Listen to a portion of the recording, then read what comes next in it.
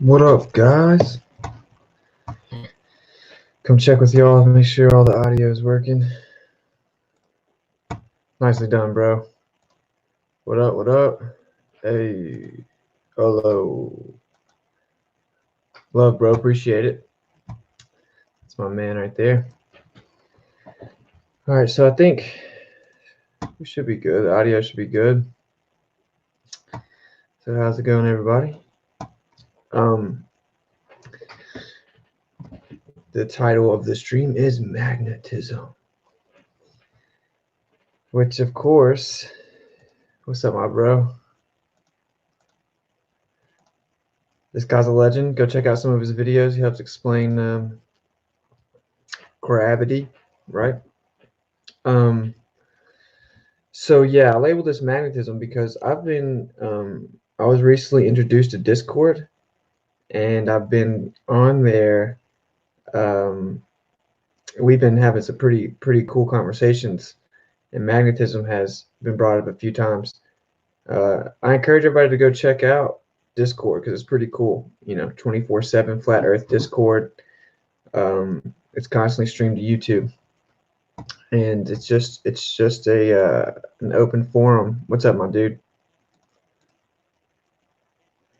Yeah, sometimes you just got to get the gravy in, and this is pretty fascinating. This is the kind of stuff that we should be talking about, right? Generally speaking, like, of course, we need to constantly be on the forefront debating the Earth. We have to, right? Like, I'm in no way undermining the importance of that, but I also don't think that's the entirety of what we need to be doing.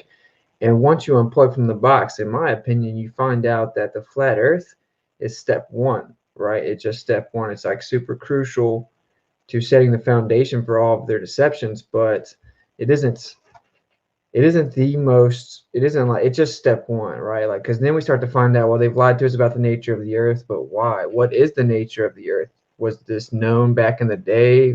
What advantages did they have knowing that? And what else has been hidden from you throughout history, right? So that's where this goes. And then you're like, okay, well, why did they lie about the shape of the Earth? What's the real motivation here? What's actually going on? What's the agenda? What's the plan? That's where this leads. And so I don't like to limit the conversation necessarily, but at the same time, we do have to talk about the Earth. So there you go. Oh yeah, I forgot about that. Smash the Rogans up. If you enjoy, smash the Rogans up and help us break the algorithms. And if you don't know, it's called the Rogans up because it's the thumbs up. And Joe Rogan looks like a human thumb, right? So he's just a little short, grabbler, sodomite who wears bedazzled jeans, and he gets his talking points from Mossad, allegedly. So smash the Rogans up and help us break the algorithm, please. Good evening, bro. Yeah, man. Me too, bro. Magnetism is, I think, the answer to everything, All right, so let's get into it. So now, I guess we'll just break down the basics of what magnetism is to understand it, right? So, a lot of people don't seem to fully understand it, and it's because we've been flooded down with inaccurate connotations from consensus in the education system, actually the indoctrination system, right?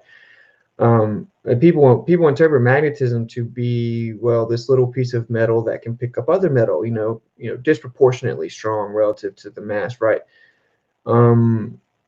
That's a coherent magnet. Okay, so that is not all the magnetism that exists. Right, coherent magnetism is just one type of magnetism, and we think that's all there is. So if you've never heard this, just try and follow me, and then you'll understand what's really being postulated as an explanation to observable phenomena in the natural world.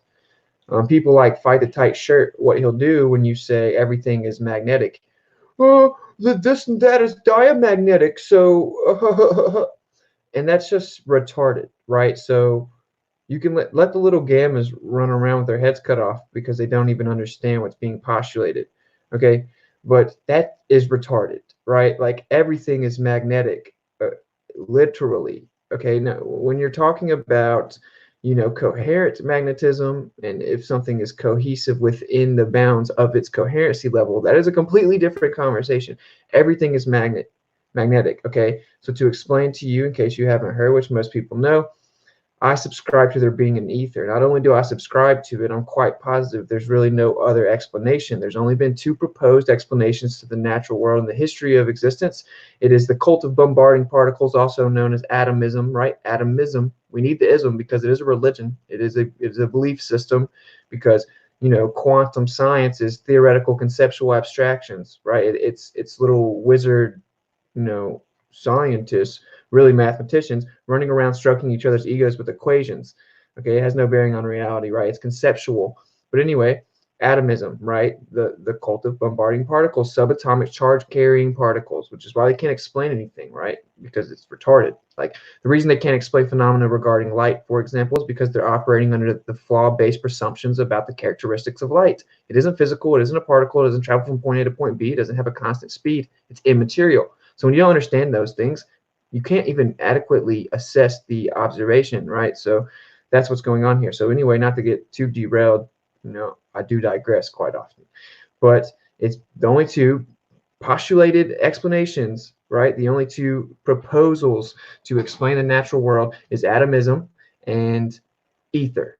Okay, so people can try to just say, well, I don't want to talk about this. This isn't important. Whatever. You're just skipping the biggest question here, which is what's the base understanding of what we're going to observe.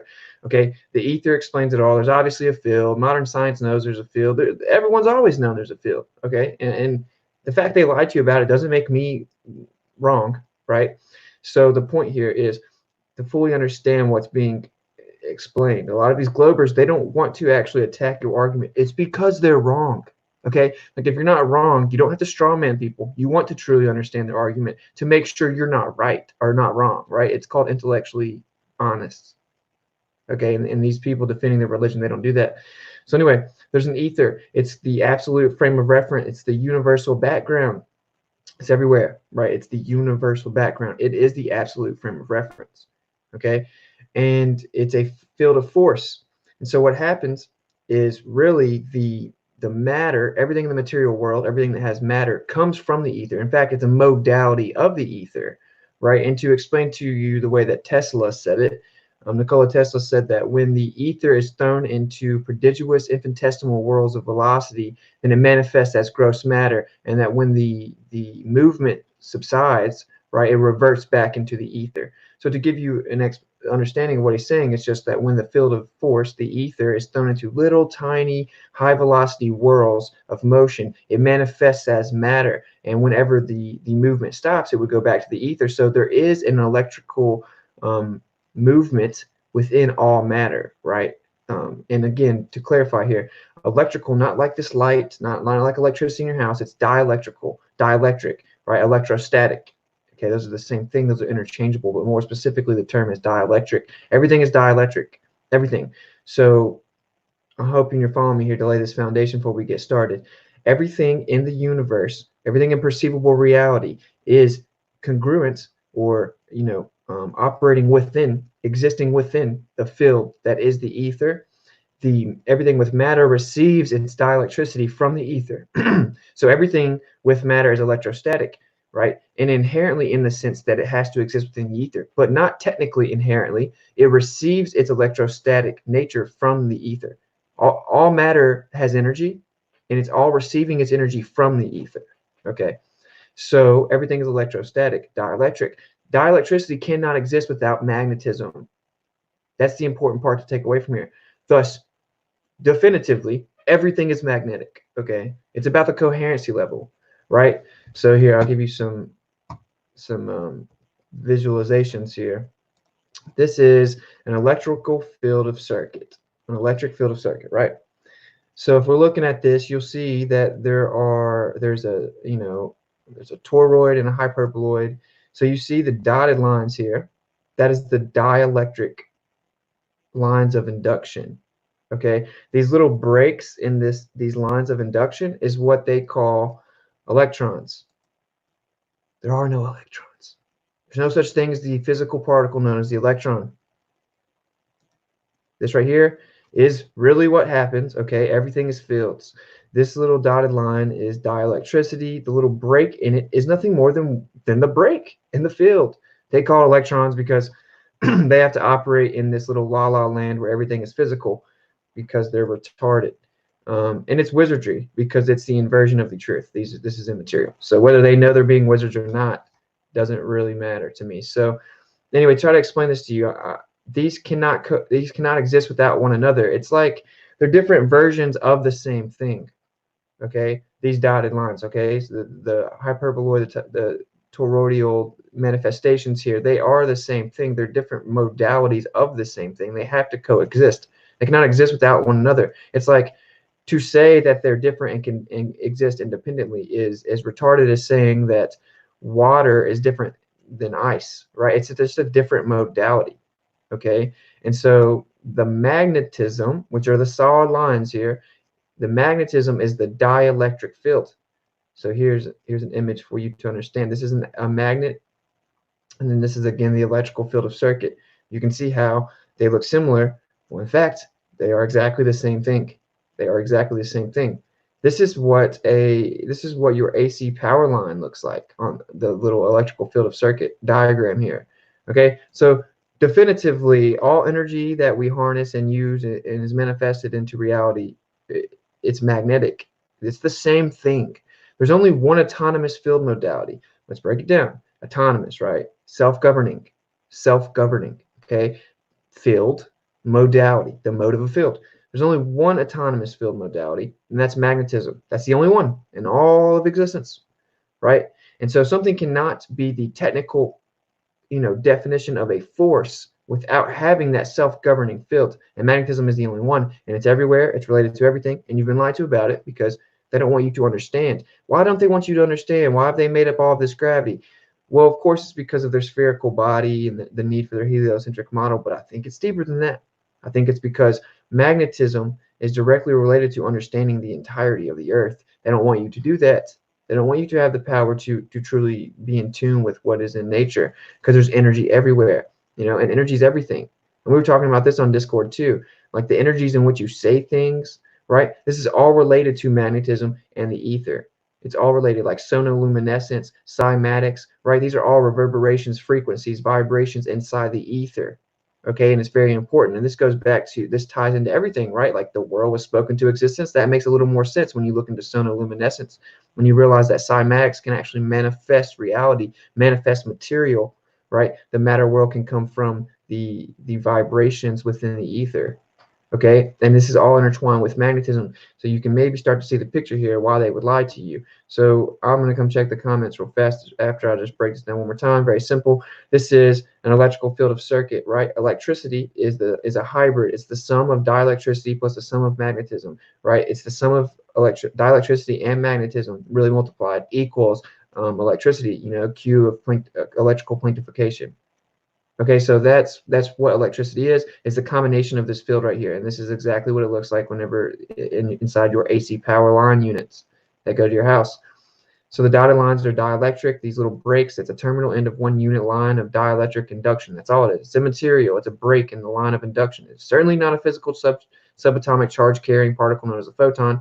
Okay, and again, here's to give you representation factually, right? They look exactly the same. They are exactly the same. So there you go. And side note, it's not positive and negative charges. It's charge and discharge. So that's important to understand. Everything's charge and discharge. Everything is fields. Everything is within the ether. All matter is electrostatic. Definitively. Okay? Definitively. Who's this college dropout? I think, well, bro, just tell me what happened, bro. I'm telling you what it is, bro. What's up, bro? Hola, thanks for coming. Yeah, check it out because I know he's smart. Yeah, I'll have to check that out. Sounds cool. Come down. What we got here? I think we're good. Love, bro. Good to see you too, man. This guy's cool, man. Mind making a live stream solely about the elites, roundtable, 13 bloodlines, commitment of 300? Yeah, sure, why not? We slay wizards. So indeed I will, sir. Indeed I will. There's no such thing as a globe anymore. We have to keep telling folks, because people are ignorant, not dumb, just ignorant, willfully ignorant, to be more specific. What can you do about that? I know you said it before, but I sadly forgot. What's the ether? Okay, the ether is the universal background, the absolute frame of reference. It is a field of force. It is a force field that is the other side of everything that we perceive. The analogy is, the ether is analogous to a lake. Okay, so if you throw a rock in the lake and it ripples, the ripples are observable phenomena that we see, right? The manifestation of observable phenomena, everything that we see, those are the ripples in the analogy. So you throw the rock, the ripples are the observable phenomena. The water itself is the ether. It's the universal background. It's the absolute frame of reference. The ether is the medium in which electricity and magnetism do their dance. Exactly. Exactly. And everything, everything, everything, everything is magnetic, bro. You know what I'm saying? Everything. What's up, my dude? Glad you could join us. Yeah, of course. Hey, bro. Much love. All right, so yeah, I think that we're understanding where we're gonna go. We're about to move on, right? I can't hold your hand, bro. So I simplified that for you. You know, it's very simple. Everything is dielectric. So therefore, everything is magnetic. They cannot they have to coexist, right? They're intertwined. They're one and the same, but they are different. They're different modalities. Just like light it's a modality of the ether. It's a mode of the ether. Light is not just, it's not, people look at it like light is just shooting through the air. No, no, no, no, no, no. It's a mode of the ether. You know why do I harp on the ether? And people on our side, they have a good argument. I mean, they have a good point. They're like, dude, we've been dealing with all these globe religious zealots that can't substantiate their belief system, who just constantly regurgitate nonsensical theoretical abstractions as if they're fact or hold some weight. We don't really need to be a part of that same line of thinking. I understand that, but at the same time, well, there's observations that align and support ether, and there are observations that directly do not support the lack of ether. And it's important to understand what the ether is and how it's proposed to work. It's very important. It's very important. So, like, why is there a perceived constant of downward acceleration? Which, of course, that's just in small windows, okay? But it is because of the electrostatic relationship with the two bodies, right? Whatever body's being dropped in the earth. So moving on, bro. This right here encompasses the world.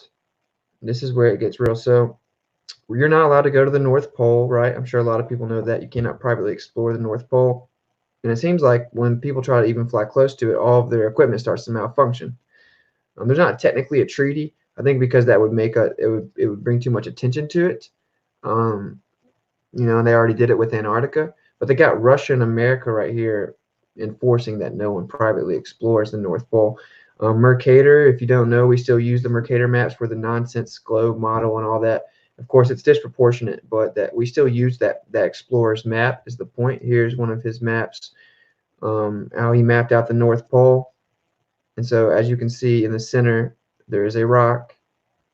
Okay, so what he described the North Pole as was having this magnetic rock, super powerful. It creates this whirlpool around it. There are 4 rivers that feed into it, and then 4 bodies of land. And it creates this magnetic field. So and that's why all compasses face north, right? It's really very obvious once you see it that something there is creating a magnetic pull. It's just undeniable pull, right? And to kind of understand also, before we move on too much, magnets don't attract. No, you can use the term, right, for all intents and purposes, but they don't attract to each other, right? They are accelerating towards each other. They accelerate really not even towards each other, but to the area in between, the null pressure point in between. It's actually just pressure mediation. Okay, so they are accelerating towards the pressure, or to the null pressure point. It's important to understand that, because it's the same thing with something falling, right? With gravity, which is negligible, because it is accelerating due to pressure mediation. The proportionate density is almost the entire explanation. And the only thing that needs to be addressed is the actual frame of reference of up and down. Okay, and that is created by the ether being the universal background and acting in a constant state of compression, right? If you will, if you want to call it that. That's what Tesla called it. And therefore it creates up and down. It's compressing down. Okay, so that's where we get up and down. Proportionate density is obviously relevant. And so gravity is nothing more than an effect. It's a metrical demonstration or a metrical description. 9.8 meters per second squared is a metrical description. There is no force that has autonomous field modality that is independent that is forcing that object down. That isn't how it works. There's a frame of reference already there due to the compression of the ether that's up and down. Okay, proportionate density, the relative air density is the primary factor here, and there is an electrostatic relationship between the ground and with the object. We'll watch a video earlier that Zach made that explains to you that mass or incoherent mass is inversely proportionate to its magnitude of pull. So if the incoherent mass gets bigger and bigger and bigger, then its pull gets weaker. It's inversely proportionate, provable with experiments. Like that's what our side likes to do, right? Use actual experiments. So I hope you understand what I'm saying though. Magnets don't attract towards one another. It's not attraction, it's acceleration to the null pressure point. It's the same thing whenever something falls. Okay, and of course, again, up and down has been set. It's going to go down due to proportionate density, right? And so, but to understand that it's actually an electrostatic relationship, then you understand the idea of buoyancy. That's when that gets introduced, right? So I think it's important to kind of clarify from our side, right? Because I think objectively, proportionate density is not the entirety of the answer. So we should definitely not just say that. That's my opinion. Okay, anyway. So again, if this is the center of Earth and there's a giant magnetic pull right here or source, right? Follow me. There's this giant magnetic source, which in Discord we talked about this quite a bit. But okay, so that would mean this right here, which is just a magnetic field, encompasses the Earth. So you see across the horizontal center here, horizontally, that is the inertial plane. The plane of inertia. It planes off, it levels off, right? That's the inertial plane. That would be the Earth. Okay? So to see if I can give you right here, check this out. This green disk right here would be the Earth. There's an encompassing toroidal magnetic field. So that's what's going on here. And then that's what, the more you look into it, it makes perfect sense. It also makes sense why they would lie to you about it, why they don't want you to understand magnetism or dielectricity, right? Or what gravity really is. Gravity's nothing, bro. It's an effect. It is an effect. It isn't independent. It's negligible. No one cares. No one cares. I mean, it isn't. We shouldn't just completely neglect it, but it is negligible for all intents and purposes. It's irrelevant. It isn't independent. It's all relative to whatever the other factors are. Gravity's a joke. I'm tired of hearing about gravity. We're all tired of hearing about gravity. Yes, there's a distinction between little g and the big G. Okay, that's the point. That's what we're making. That's the point we're making, right? Like it's retarded. No, gravity could never cause spherical objects to go into this orbital trajectory of revolutions around other giant bodies at vast distances. It's retarded. The bigger the mass gets, the weaker it gets, and we can prove this. I will show the experiment in a second. So anyway, there's a gigantic magnetic field. And this is important to, I don't know if everyone's understanding. I don't want to like go past where people understand, because everything is magnetic. That's why I made this stream, right? Because it's super important. Everything is magnetic. I don't think people really think of it like that or understand that. So, this right here, that's incoherent dielectric acceleration, incoherent magnetism, okay? Coherency is about the gyroelectric molecular makeup. So if it's incoherent, if a body of mass or more specifically matter is incoherent, it's just random directions of the gyroelectric nature of the molecular makeup. It's just all random, right? That's what most things are, okay? And that's why when you take a magnet, it's super weak, 4 ounces, doesn't pull anything. You can just throw it around all over metal. It doesn't matter. But if you shock it with a certain electrical voltage, it will shock the molecules, the gyroelectric nature of the molecules into coherency, wherein they will be directionally, consistent. They will line up. and now they're coherent, and now that magnet picks something up. But it was still magnetic prior to being shocked. It was just really weak because it was incoherent. So if you were to add on to that magnet and make it huge, but it's incoherent, it's super weak. It gets weaker.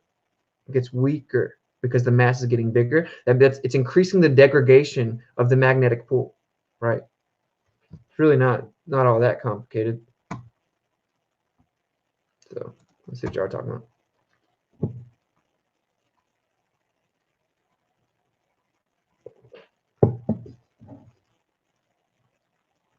Yes, exactly. Mount Milru. And all ancient civilizations knew this thing was here, man. Truth in the North Pole. I agree, and I want to go. No, I'm dead serious. I'm going. I was once told everything had a frequency that's similar to magnetism. Well, yeah, it's intertwined, right? Like, it's all intertwined. That's kind of the whole point, and this is why it was hidden from you. They told you everything just random little physical particles bumping everywhere. That is so stupid. It's so retarded. It's nothing like that. It's the opposite. It's wizardry. Everything is inversion. Okay? The earth is harmonic. It's just the way it is.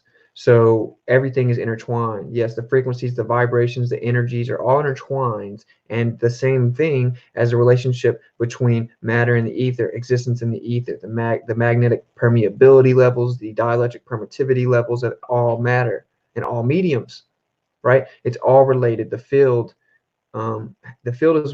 is what entails the frequencies and vibrations and energy and the magnetism and the dielectricity, right? It's all intertwined and it's harmonic, and everything is fields. Okay, so it's important to understand. So yes, and Tesla said to fully understand the universe, or yeah, right, like energy, vibrations, and frequencies is what you need to understand, and not as if they are all different. They are all intertwined. Like I just said, they are all intertwined. That is the truth. Okay, they had to confuse you with all of these subsects of quantum physics, quantum mechanics, quantum nonsense, theoretical conceptual abstractions where these math magicians stroke each other's egos with equations, and they run around in la la land, and then dumb people take their opinion as if it is fact because they are incapable of thinking for themselves, or more importantly and more accurately, they have been convinced they can't think for themselves, which is my whole premise here. I dropped out of college under some dude. I can understand it. You can understand it too, bro. Don't let people think or think for you. Don't let them tell you that you can't think for yourself. It's no big deal. Unplug from the box, bro, and just try to understand some things. You've been lied to. We have a rudimentary misunderstanding of nature. There's no electron. Everything is fields. There's no photon. Everything is fields. Everything is immaterial. Okay, we need to rewrite the ship. Right, we have to pivot because we got a bunch of people not even knowing what's going on. And of course, I am. On a side note, I'm debating McGoon tomorrow, 8 p.m. Central. I already read that. Yeah, I love it too. Actually, my boy Jose sent me a ton of ancient maps. Pretty cool. I want to go there. You know, I'd rather go there than the South Pole, personally. The black magnetic rock in the middle, we need to get footage of it. Nail in the coffin. Agreed. Agreed, bro. Of course, think about it, though. Like, the idea is this could potentially be what is called the Garden of Eden, right? Important in bringing that up because that means that you can't go there, right? So that's consistent with the stories, but that's kind of a side note. The point is just that you can't go there. And so do you think it would be super easy to document it? I don't know. No, we know it won't be super easy to get to where we can document it. I'm dead serious about going to the North Pole. We were talking about this. The way that the next step is, we need to continue the activism like we're doing and stuff. That's all important. But we have to do massive public demonstrations. We need to get 5,000, 10,000 people all to go march down Washington, D.C., and New York or Nashville, whatever it is. And to where if there are thousands of people walking down the street protesting about flat Earth, they can't just ignore it. They can lie about it. They can act like we're dumb, right? They can misrepresent us. They can go pick out the people that don't know how to formulate or articulate arguments very well and then try to mispaint the entirety of the movement. But they cannot just ignore the fact that there are thousands of people walking down the streets. That's the kind of stuff we have to do. We just have to do it, or nothing will ever happen. If we don't force the mainstream to, now they're already starting to have to address things, but we need to force them on a much larger scale where they're like, okay, there's 30,000 people walking down the street. Like what can they do but address it? And then it's up to the viewer to be honest. I mean, if you see people that are highly intelligible about the conversation and can articulate well and credentials and all kinds of things, and you still want to say that they're stupid, well, you're just being, blatantly and intentionally dishonest at that point, and you're dead weight. Let the dead bury the dead. But we gotta I think we gotta up our ante in 2020. That's my take.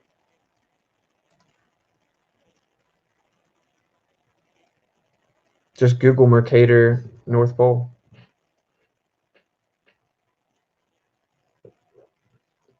Looks like we need a big ship and go exploring then.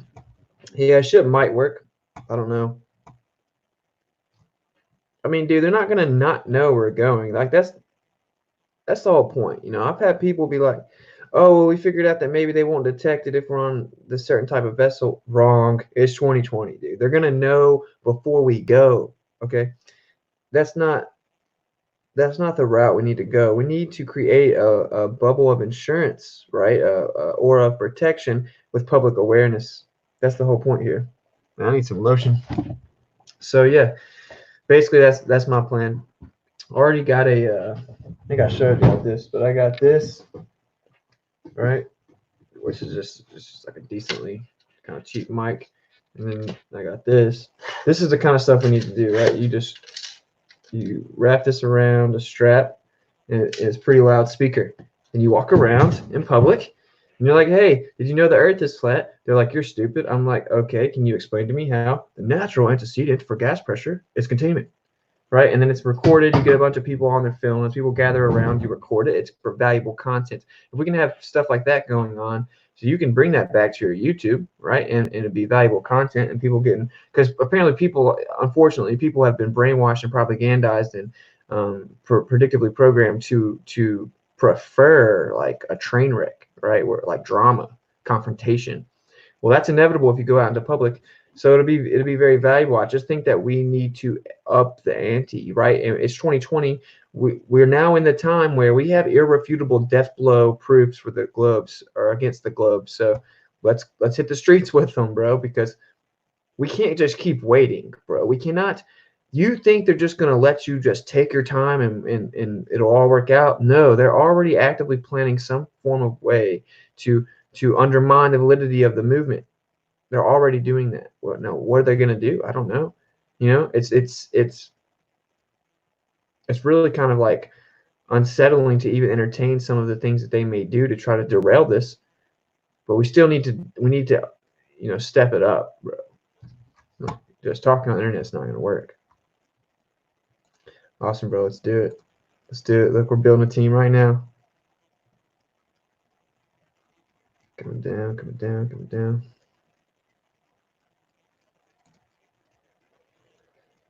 Yeah, but those people are the ones that are really weak and would never, ever, ever risk their life to go do it. But whatever. We should infiltrate the military and then steal their planes. I'm gonna have to disavow that.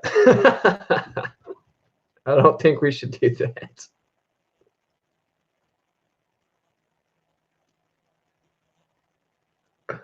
What's up, bro? Yes, Master Rogan's up. Help us beat the algorithms. The ether is the Holy Spirit. I'd say maybe very potentially a characteristic of, yes. Yeah, if you share those maps, I really appreciate it. Those are dope. Love, bro. What's going on? Everything's pointing north because, yeah, that's where the answers are. That's why as you awake, they're guiding your awakening to look the other way.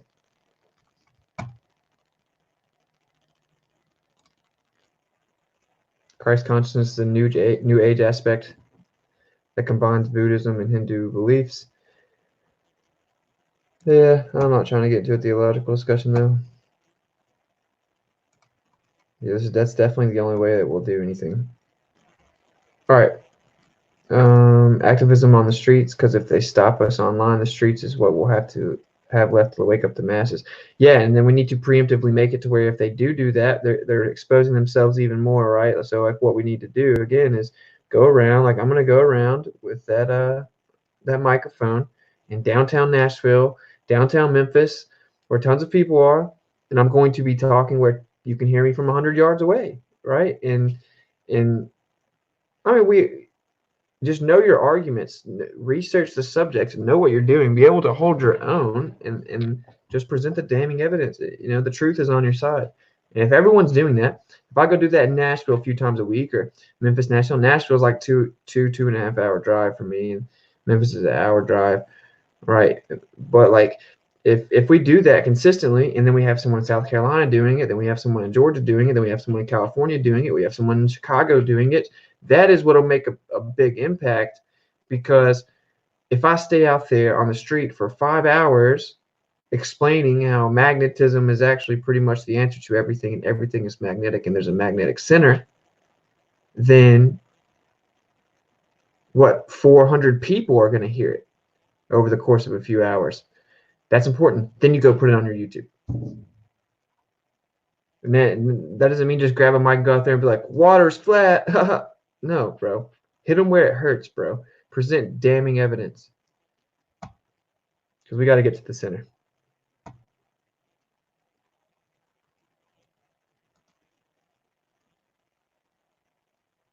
Sorry, brother. I don't know what that means. All right, so where we left off here, very simply, the Earth appears to be magnetic in the center of it. And of course, that was hidden from you. Okay.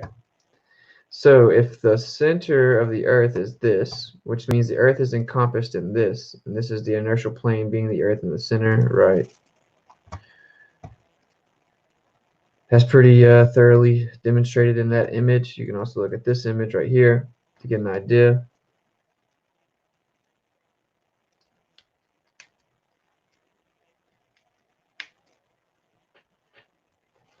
So yeah, you see where they put the Earth for you to understand. I'll just let you maybe read it. And this is, I mean, it's Occam's razor, bro. Like it's the most logical explanation and understanding. It all fits together perfectly.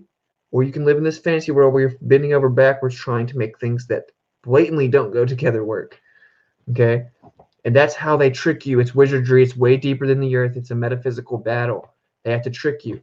They have to have your compliance. Naturally, you were made in the image of God. You have the power of logos. You have the power of right. You have the power of pure intention. You have the power of good. You have the power of innocence. You have the power of purity. You have the power of logos. You are made in the image of God. If you maintain and pursue integrity and represent it and honesty, they cannot just control you. That isn't how it works. They need your compliance, because there's a metaphysical equation that has to be balanced out. That isn't up to the evil. The evil has no say. That's just the way it is. So they're operating in the confinements of what God has made, right? And so they're performing wizardry on you by blatantly telling you the inverse of the truth. Because if you agree to it, if you trick yourself into agreeing to it, if you're like, oh, well, it doesn't matter, I'll just believe it because I just want to go do this, I want to just go watch porn, I want to just go take drugs, whatever it is, whatever part of their wizardry they can distract you with, then you're still giving your compliance, whether you're fully cognitive of it or not, is irrelevant. But they do need your approval, and this has become abundantly clear with the years and years of productive programming, right? So they don't have to predictively program you and blatantly show you in your face just to tease you. They would never do that. That would be inefficient. That would be jeopardizing the entire operation. They would never do that, but they have to do that. Magic, MAGICK, right? That's how they operate. It's inversion. That's why the first rule of Satanism and Luciferianism is to do as thou wilt. Well, actually, the first rule is to learn to read and write backwards, because inversion is of crucial importance. They invert everything. And then, again, to just kind of understand, everything is operating within the field of ether that is just flooded with the magnetic field, the only real field, right? Because it's the only field with autonomous field modality, right? It's the only energy with that. So anyway, when you speak things, it means it in the real, right? The reverberations and the frequencies and vibrations of what is being spoken is crucially important. Okay, and that's why it doesn't matter if you're chanting a song at a concert and you're just singing the lyrics. If the very inverse of that song is some kind of metaphysical ritual that you don't understand, some occult practice. It's still there. It's still getting put out into the ether. And that's why they do everything backwards, so you won't even know, but they have to get you to do it. They need you for the wizardry to work. They need your compliance. I know that was somewhat unrelated, but it's pretty important to understand what they're doing to you. It's wizardry. So slay the wizards. Seek and speak truth and mean what you say, and they can do nothing to you. So back to the subject at hand here. Center of the Earth clearly seems to have a North Pole that has a magnetic rock, and everyone has known this forever. That would mean the Earth is encompassed in that type of field like that. And then, what do we see at the North Pole? I mean, creation is blatantly showing you to your face there's something very important about this area of the world. Look at how beautiful that is. To think there's nothing important around that anomaly is beyond naive. Look at that. That's incredible, bro. You tell me God isn't real? Okay. Good luck with that, bro. And so we've just been lied to. Everything is like this. So yeah, and then this is where it gets kind of crazy. So, right, you understand what the field is. So back over here, you see, of course, it's toroidal, and this magnetic field is going to touch back down on the outside of the Earth, right? Again, the centerpiece, this horizontal area right here, is the inertial plane. All magnetic fields have an inertial plane, a drop-off, a leveling off, a plane of the inertia, okay? And that's what the Earth is. So if you want to try to tell me that the Earth is really, really strong and can pull all of these bodies, no one's trying to hear it. It's the opposite of that. That isn't true. Everything's the opposite. So you do see how you actually have a huge advantage if you can unplug from the box and then notice the wizardry, because you can use retroductive thinking, which is applying Occam's razor, simple, most logical, and then going from back to front. If you can do that, that is the most efficient way of thinking. Okay, and the Greeks knew that. And so once you realize they lie to you and everything is the opposite, then you can be like, oh, they say the Earth is super, super powerful and super magnetic, and it's keeping all of these waters bending and all this stuff. Oh, well, it's not. It's the plane of inertia. It's the opposite. Okay, so to the idea, and I said this the other day too, it's like the world was crafted to be super conducive with the idea of flying. You know, so like electrographic propulsion, you know, like UFOs, being able to stop on a dime and change direction, that of course you can do that. There's basically no resistance to you other than weight. And weight has nothing to do with gravity, this force, right? Nothing. It's a magnetic nature to everything. That's all you got to do to fly a UFO, bro. That's all you got to do, electrographic propulsion, to harness the aura or the field around whatever material is flying, whatever matter, whatever object is flying. It's all about magnetic permeability, dielectric permittivity. Okay, that's all it is. That's all it is. Gravity, anti-gravity is a nonsense word. Anti-gravity, what does that mean? Gravity is an anti-field. Okay, gravity is nothing. We don't need to worry about gravity. It's negligible. If I want to fly around in the world, I don't have to worry about gravity. It doesn't matter. It's super weak. Okay, so let me give you an analogy. Gravity is like Craig from Fight the Tight Shirt, right? Super, super weak, but dumb people put him on this pedestal, right? They deify the force of gravity to explain away all the discrepancies in their nonsensical model that defies the basic laws of physics. You don't live on a cartoon ball. It's retarded. All the images are cartoons. You don't live there, bro. You don't live there. You know, and space can't even exist. But you don't even have to get that far. It's just they're lying to you, bro. Unplug from the box. I mean, it is what it is. And they're lying to you. Wonder why they're lying to you. Maybe because if you understood the nature of the world that you live in, then you wouldn't need the state. They wouldn't be able to convince you that you need the state. You objectively don't need the state. But if you could harness free energy, all you need is a receptor. Dun dun dun. And this is all intertwined. The deception is huge. It's meticulous. It's also timeless. It has nothing to do with these little greedy grabblers. They're just propagating the plan that's metaphysical. I know there's a lot for some people to grasp and understand. I didn't make the world. God made it. You know, I didn't make you, God made you. I didn't do any of this. You know, we're just telling you what we've come to find out to be pretty irrefutably true, and that is that the divinity is undeniable. It's intelligent design is everywhere. Creation is undeniable. Certainly, once you realize you're a geocentric stationary plane in the center of everything, and everything revolves over top of you. Once you realize the Earth is encompassed with a perfectly harmonic magnetic field, and everything is harmonic, and there is no crazy cult of bombarding particles, that's retarded. Or there is a cult of it, but there is no bombarding particles. There aren't subatomic charged carrying particles. That's pure random happenstance. You didn't just explode from nothing. That's retarded. That is dumb. If they can convince you to believe everything came from nothing, that is wizardry. They have already won. They've gotten you to believe complete and total nonsense, bro. That's what it's all about. Can they get you to believe complete and utter nonsense? Okay, you understand? The Earth is encompassed in a magnetic toroidal field. That's just what it is. That's what's going on. That's why our compasses face north. And then when it comes down on the outside, which is what I was explaining to you, this is the inertial plane. Okay, they tell you that the Earth has got a super strong gravitational pull. Wrong. That's the opposite of the truth. It's an inertial plane in this you know, this representation, this visualization of the exterior view of what would be viewing the Earth without the veil, right? Because there's a veil there that limits our perception. So what is perceptible is limited to the veil, right? And there's a metaphysical reality, a force field beyond, and this inertial plane is the Earth, where the toroidal field comes down and would touch down the outside here, right? As it loops out, it's going to touch down the outside. I wish I could see my cursor. That is where would be the proposed ice ring, okay? And think about this, you know, cold weather. Let's just I will use mainstream terms, right? So cold is it increases electric conductivity, okay?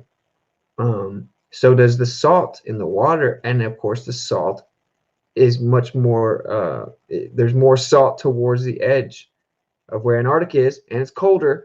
So that's why it works perfectly to harness in all of the energy, or to encompass all of the energy within this realm that we call Earth. It was perfectly built. Nothing is by design. If the way that in Antarctica, if there's an ice ring, the way the ice ring is there, the way that the water is all the way up to the ice ring, and how it's proportionately more more filled with, I keep forgetting, I'm going blank on the word, but more filled with the salt. Okay, what's the word? I don't know. Who cares? It's all perfectly made, bro. It's like it's a mind-blowing concept to really wrap your mind around. Think about it from the bigger picture. The ice ring isn't random. It's made like that for a very particular reason. Okay, it's harnessing everything. Everything is perfect. It's like a giant battery. The Earth is a giant battery, or a giant alternator, if you want to call it that. It's this giant toroidal magnetic field. It's all around you. It's perfect. It's balanced. Okay, they got you running around not understanding even what magnetism is. People don't even know what magnetism is. They don't even know that. They don't understand what magnetism is, and they think they do. And then stupid people that I'm assuming get paid by the government or something. I don't know what's up with this Craig dude. They'll say things like diamagnetic, like that's retarded. You don't even understand what you're saying. Of course, he's the kind of person that will be introduced to a video like this. He commented on my video trying to debate me. I guess yesterday he commented or something. If he could see this video here, hear me explain this in elementary terms, and he still will say that it doesn't make sense, and he'll still say something stupid like diamagnetic to the next person he debates. He knows he can't say that to me, but he'll say it to someone else. He is a shill, bro. He's a shill. And y'all give me some feedback if y'all think I should debate the fight the tight shirt dude, because I haven't decided yet, because he's pretty exhausting, man. All right, I'm gonna check with y'all, and then what I'm gonna do is I want to show some love to my boy Zach. The video on Globe Busters where they explain the magnetism, because it's important to understand that this has observations. This isn't just random. This isn't just me. You know, this isn't some incestuous grabbler sitting over there thinking about how he wants to have sex with his cousin's daughter and then coming up with some reification fallacy that he didn't even come up with, and he stole all of the math from other people. This isn't like that. This is like, okay, look at all observations. Look at experiments correlated to the information we have about the Earth and how all compasses face north, etc., etc., etc. How we actually test the curvature, how we actually test the fact that there is no movement, right? We test these things, and then we apply them to our connotation, to our understanding of the world that we live in. That's real science. Observations, okay? So that's why I'm going to play the video in a second, because I think it's important to understand exactly the divide here. Modern science they don't even do experiments. Our entire interpretation derives from experiments. So it's important to understand that. And it's the same thing with the ether. Look, guys, I know there's people on our team that don't like the ether, okay? And a lot of people probably think I shouldn't talk about it as much. Of course, this is my YouTube, this is my live, you know, and I talk about what I want to talk about, but I disagree. 100% disagree that we shouldn't talk about the ether. No one understands it. No one understands the ether. Why would we not talk about it? You know what I'm saying? Like, we need to. We need to understand it, bro. And who else is going to push for the reintroduction of the understanding of ether other than flat earthers? We're the only ones that are really willing to be the force behind making the electric or the educational system pivot. So it's important for us.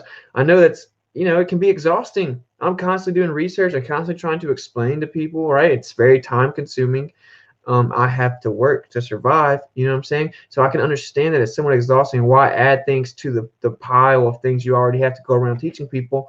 But that's just the time we live in. And if you're already awake, you know, that's no coincidence. That's no coincidence that you're awake, right? God knows that you have certain gifts and aptitudes for certain reasons. And he's waking people up as it goes. And we're all supposed to do our part. And ether's super, super important. So there's my spill on the ether. I'm going to come over here and try to find this video.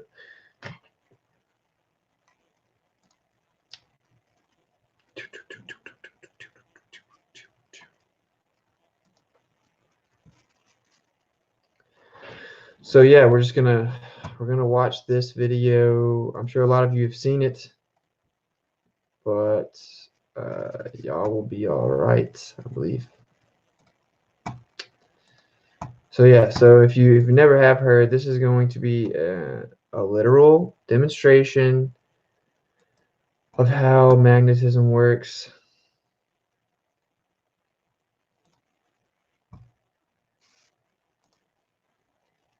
Okay, again, understand the application here is everything is magnetic because everything is dielectric. Magnetism is the dielectric field. Everything is electrostatic, more specifically dielectric, and that's because of its relationship within the ether. Okay, so when something falls to the ground, it has an electrostatic relationship within the ether based on its mass, based on its matter, that its inherent relationship of dielectricity within the ether. Therefore, everything is magnetic. When something falls down, it's just incoherent magnetism. It's weak. It hasn't been electrically aligned into coherency. So it's super weak, it's negligible, it doesn't matter, but it is still there, okay? It's still part of the explanation.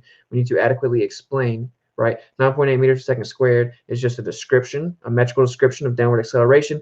Gravity is just a descriptor, but science explains, math describes, okay? So we're explaining its incoherent dielectric acceleration, incoherent magnetism. Magnetism is the dielectric field. They have to, they cannot exist independently. So everything is magnetic. It's about the coherency of it. To give you an idea of what coherency is, it's just you know, like if you have a 5-watt light bulb, it's lower in coherency than a 5-watt laser. The laser is obviously super powerful. The light bulb is basically useless. That's because of coherency. Okay, so understand that they're the same thing, but they're different because of the coherency. That's what the magnetism is. So all right, here you go. Let's check this out.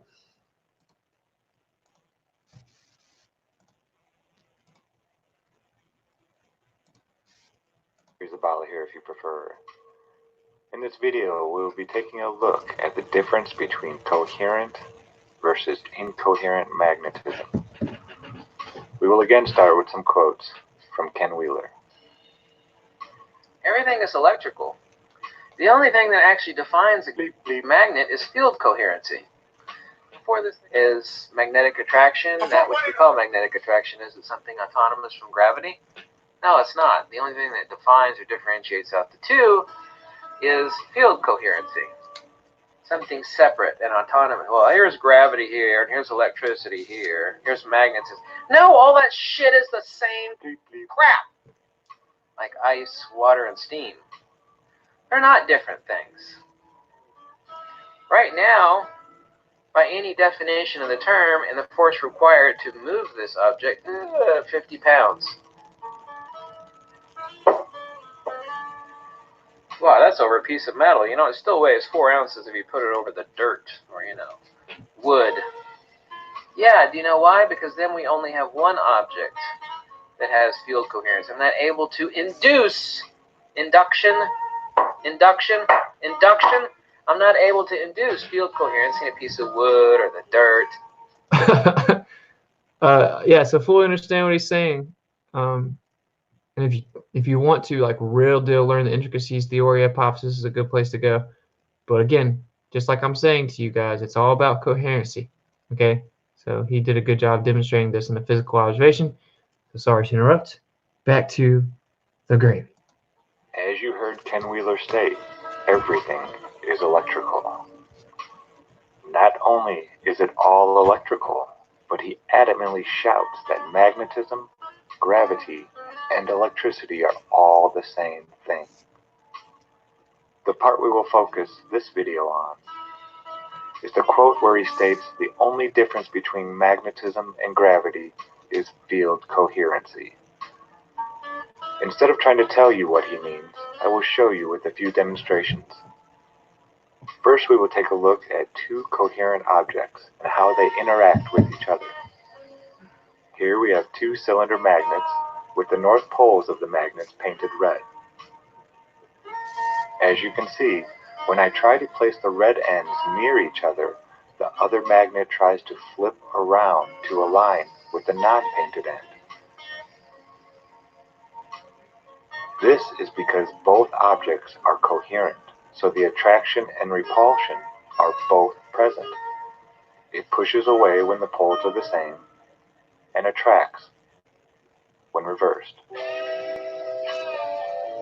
Now we will take a look at how multiple magnets, when not aligned, become incoherent. First, we will observe the magnetic field when the magnets are all lined up and coherent. As you can see, the more magnets we align pole to pole, the stronger the magnetic field gets. However, this is the complete opposite when the poles are not aligned. As you can see, the more magnets we add to our incoherent mass, the weaker the magnetic field gets.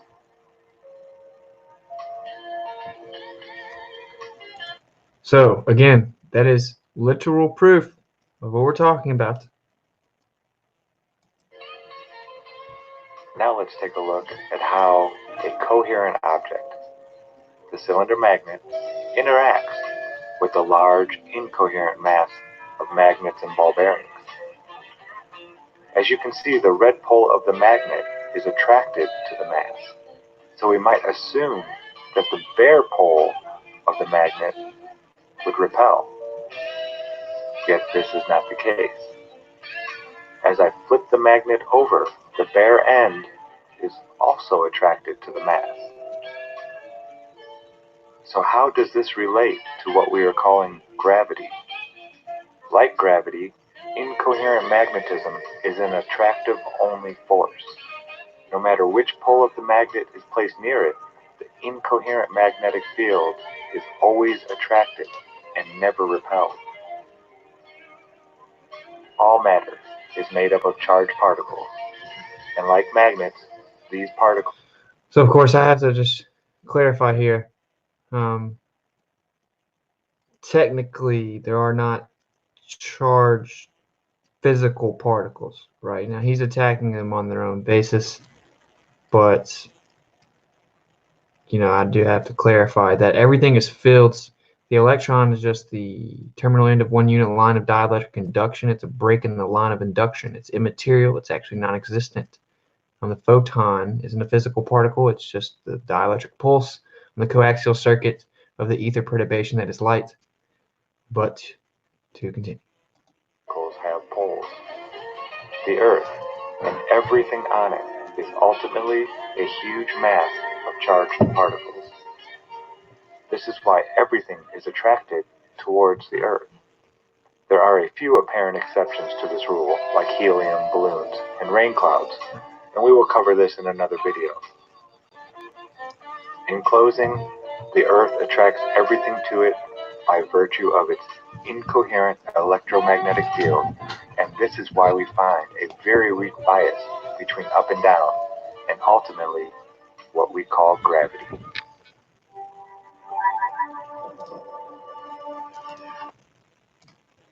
So there you go. Very simple. It's an actual experiment. We're doing actual experiments. It's provable. It's undeniable. It's irrefutable. It's observable phenomena. Okay, that's what science is. You take the observation and you try to explain it. You propose a hypothesis and then you test it and repeat it to see if your hypothesis, your introduction, your proposal, your postulation is real. That's real science. That's what flat earthers do. That's what our side does, and that's what we need to continue to do and stick to the format of. And we need to just expose the fact that they can't do that, right? None of their postulations have experiments. So shout out to Zach for the video. He does good work. Good times for all. Go show him some love. Sub. He's got more than one video. He's got a bunch of good videos. And support what you like, or it goes away. All right, let's see what y'all are talking about fast before we continue.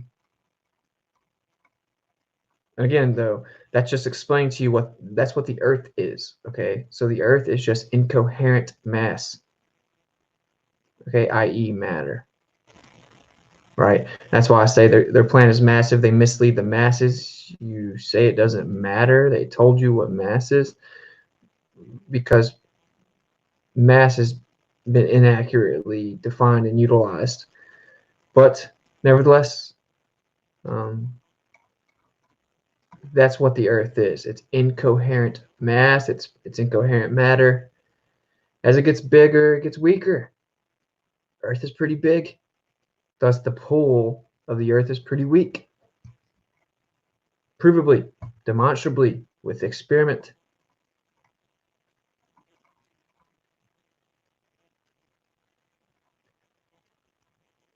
All right, coming down. Let's see here.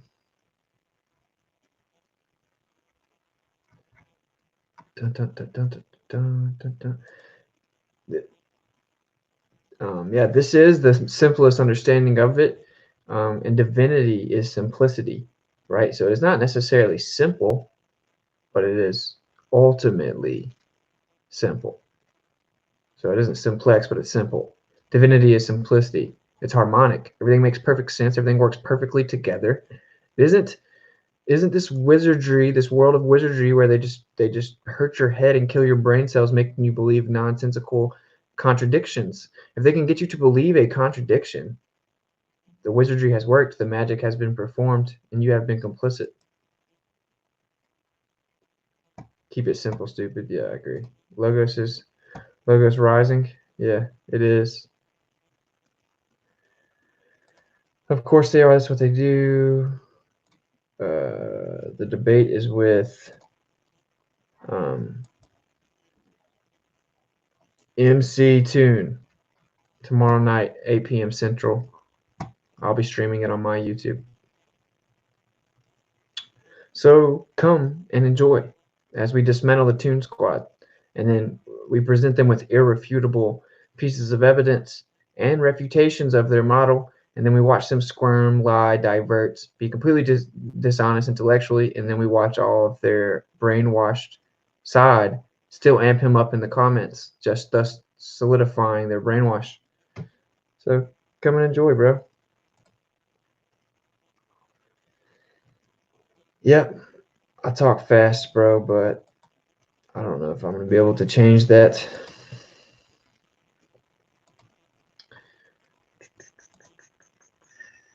You have some time, take a look into Wakey channel and Flat Earth Advanced, the Luminaries videos in particular. I've heard of Wakey for sure, so I can get behind that suggestion. You should go check it out.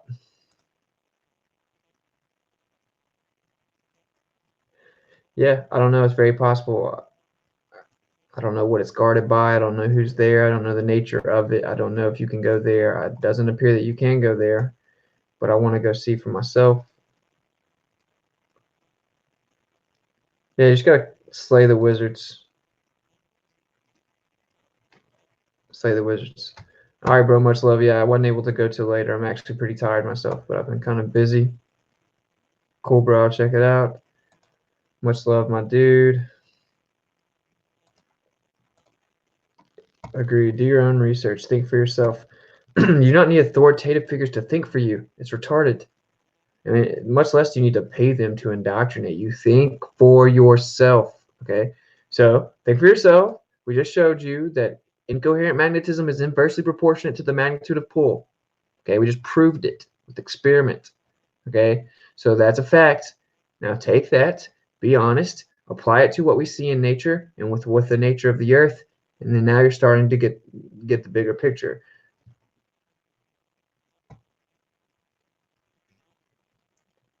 Coming down, coming down. Solar power is another example of electromagnetic energy charged by the sun. Same with turbines. Energy is found in everything. Yeah, but solar power is like laughably inefficient. That's why it's on the public stage like it's a joke. It's a joke. We don't need that nonsense. All right, I'm gonna type in how you spell it, bro. Okay, so it's not spelled like that. It's spelled like this.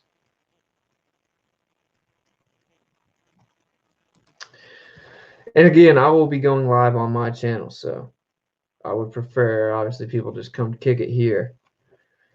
But do what you want. So yeah, there's that.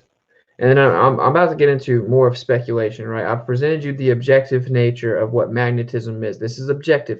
The very people that built the electrical grid that we use to this day, the fatherheads of the electrical grid that we still use to this day, stemming all the way back to the late 1800s and the early 1900s, all knew there was an ether, and they all knew that everything I'm explaining to you is exactly how it works, okay? It's just the way it is. Electromagnetic and gravitational analogy by Oliver Heaviside. Check out Faraday, Maxwell, Charles Produce Steinmetz, Nikola Tesla. They all knew this. Oliver Heaviside said the electron was a psychosis of the mind. Okay. J.J. Thomson, the guy who discovered the electron, initially knew and admitted and conceded and stated very clearly that the electron was nothing more than the terminal end of one unit line of dielectric induction. He then sold out for the Nobel Prize, okay, and changed his tune to this physical subatomic charge carrying particle. There is no such thing. There is no such thing. Literally, there's nothing there. There's nothing there. It's just a part of the field. Okay, quantum science needs to quantify things, and therefore they give materialistic properties to the immaterial. It's stupid. It's retarded. God says, let no one deceive you and to test everything. Exactly. If anyone wants to join a 24/7 Flat Earth Discord, YouTube search 24/7 Discord live stream, and the bot drop links, and it's also in the description. Yes, and I support that as well. I've been going there. It's pretty awesome, man. Because if you go in there and you're open-minded and you're willing to have intellectual exchanges, mind gravy will just start flowing. There's always detractors that come in there and ruin the level of conversation, right? And there's some people that are even supposed to be on our own side that just they undermine the depth of the conversation sometimes by interrupting, etc. But it's an awesome atmosphere where we're not limiting what other people say. We're not social justice warriors feeding into the wizardry, limiting the conversation. It's a fully open-minded conversation. It's pretty awesome. So you should definitely go check it out. I think it's cool. I jump on there all the time. We have good conversations.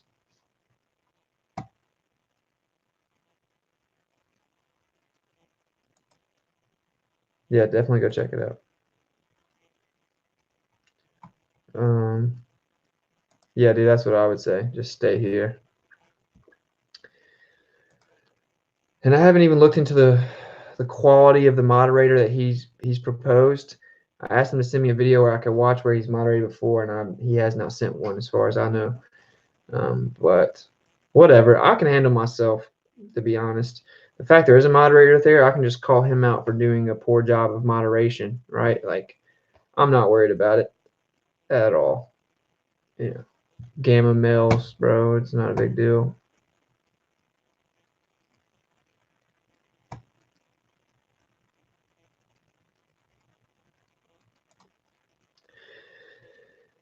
Everything is relative to the harmonic existence that is here, bro. Okay, so the trajectories of the revolutions, the distances of the celestial bodies, or more specifically the sun and the moon, the radius of the light that it propagates, it's all relative to the seasons and perfect. So you have to take into account the size, the speed, and the reach, as well as the trajectories. There's your answer.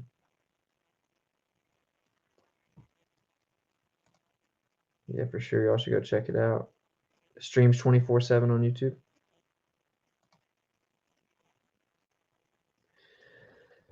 Yeah, well, something like the magnetic generators that are surfacing, those are more along the right ideas here. But it's very simple, man. The Earth can be used as a cavity resonator. Okay, so it creates a resonance field that emanates above the Earth because the Earth is a cavity resonator or can operate as one. It is one.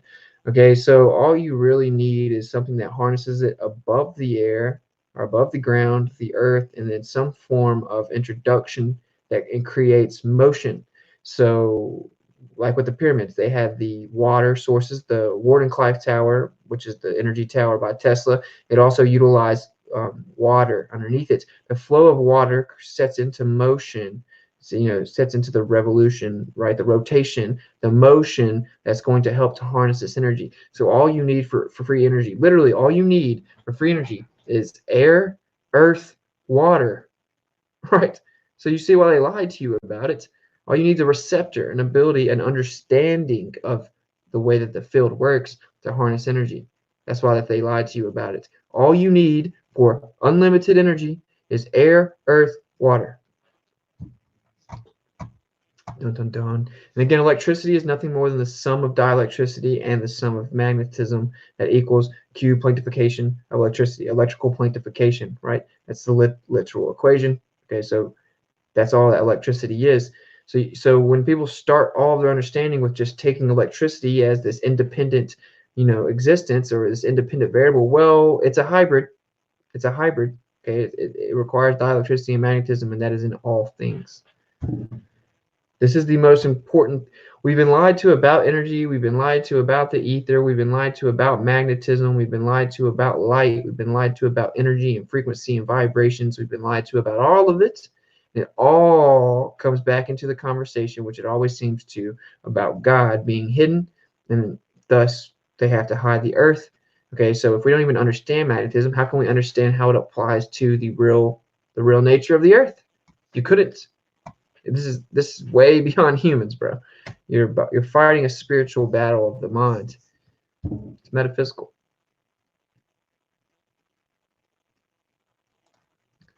All right, let me see if I got what else I got over here. Yeah, that's really pretty much all I got for picture wise.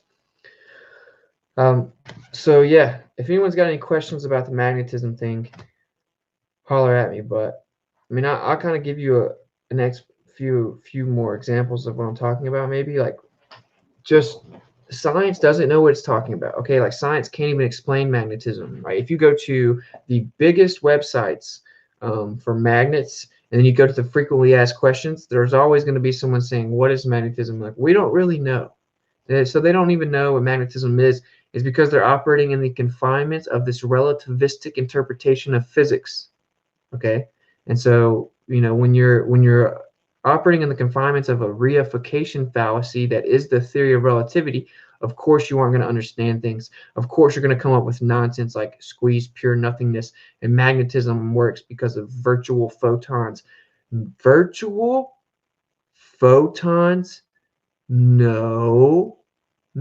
So your little nonsensical particle that isn't in touch with reality, known as photons, and then you add virtual to that, it is retarded. It makes my head hurt. It's so stupid. It is the epitome of low-level thinking. It's wizardry. Okay, virtual photons? No. Dielectric fields? That's the answer. Objectively, okay, they don't want you to know the truth. A field is immaterial. It isn't quantifiable. Trying to bean count little bean counters, and they don't even know what they're talking about. They're detached entirely from the objective nature of the observable phenomena. And if you operate off of base flawed presumptions, imposing inaccurate characteristics onto what is being observed, you will never truly understand it. Okay, so light is nothing more than an ether perturbation. Perturbation means a derivation from state, a modality. Okay, so light is just an ether perturbation modality based on the electrification introduced into the medium that is the ether. The medium is everywhere. It's everywhere. That's why you shoot a laser through a power or a vacuum chamber, it works just fine.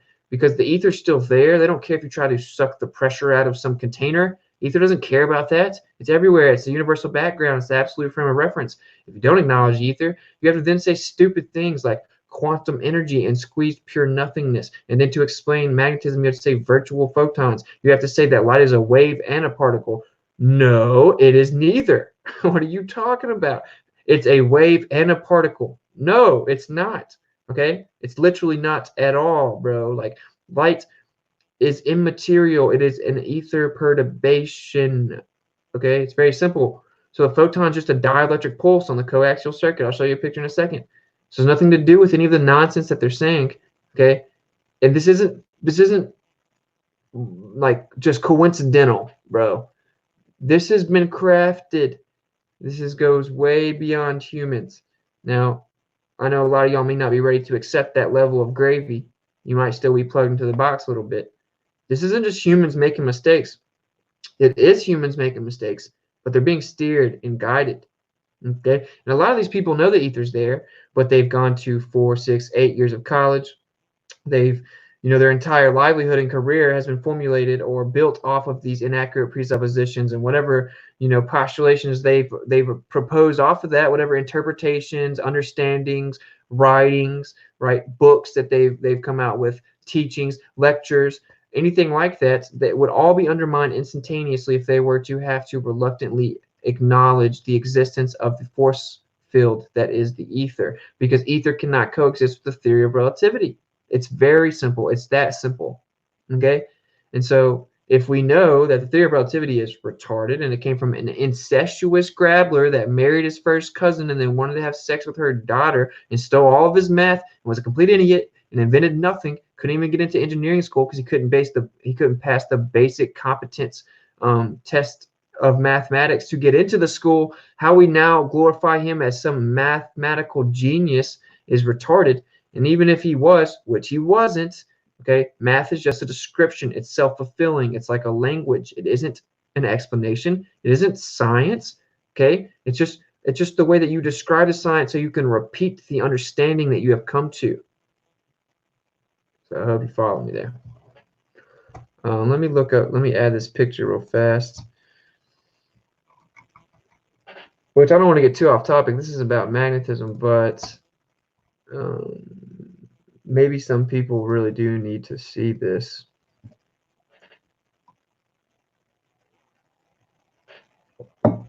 I'll just go over it real fast.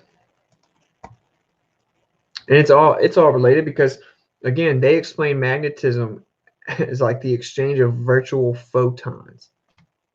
So retarded. So this is what light really is. Okay, this is the circuit the form that it exists, it manifests. It's got transversal movement, right? Transversal movement, okay? This is a coaxial circuit. So coaxial circuits, say you take this and then there's something wrapping all the way around it. It's just wrapping around it. Okay, that's what that is.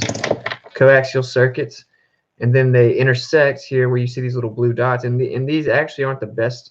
I should redo this picture. They're not. This kind of like coincides with the misunderstanding of what a photon is, this little physical particle, but that's not what it is. A circle is really just a pulse. It's a pulse of electricity.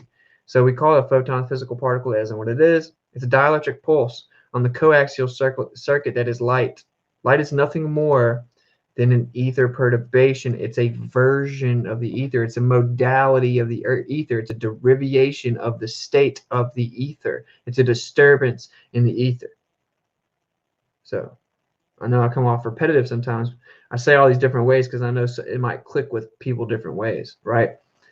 You're putting electricity into the ether, and then we perceive the illumination that resonates from the reaction between the ether and the electricity introduced. Light is nothing more than our perception of illumination while the electricity induces into the ether. So hopefully you understand what I'm saying. And this is what all observable phenomena shows us. It's pretty much not even debatable. Okay, so yeah, there's that. And to go back over, the reason this all coincides and is super, super, super important is it appears quite clearly that's what the Earth is, right there. Right there. Okay, this north magnetic pole and south magnetic pole, it's interchangeable, up, down, okay? Semantics. The center of the Earth has the inertial plane, or is the inertial plane. In fact, the Earth is the inertial plane. Okay, so understand that the Earth is the inertial plane. The very center of it is the magnetic source. Okay, so let's look at some more observations that coincide with this. Let me go over here.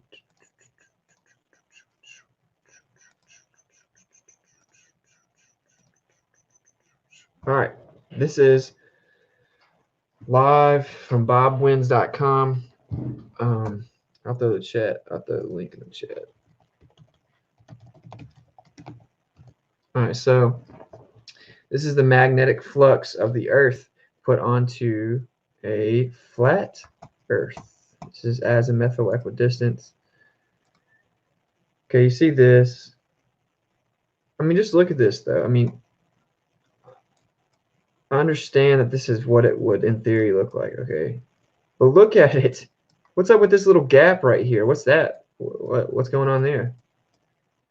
You see how this isn't?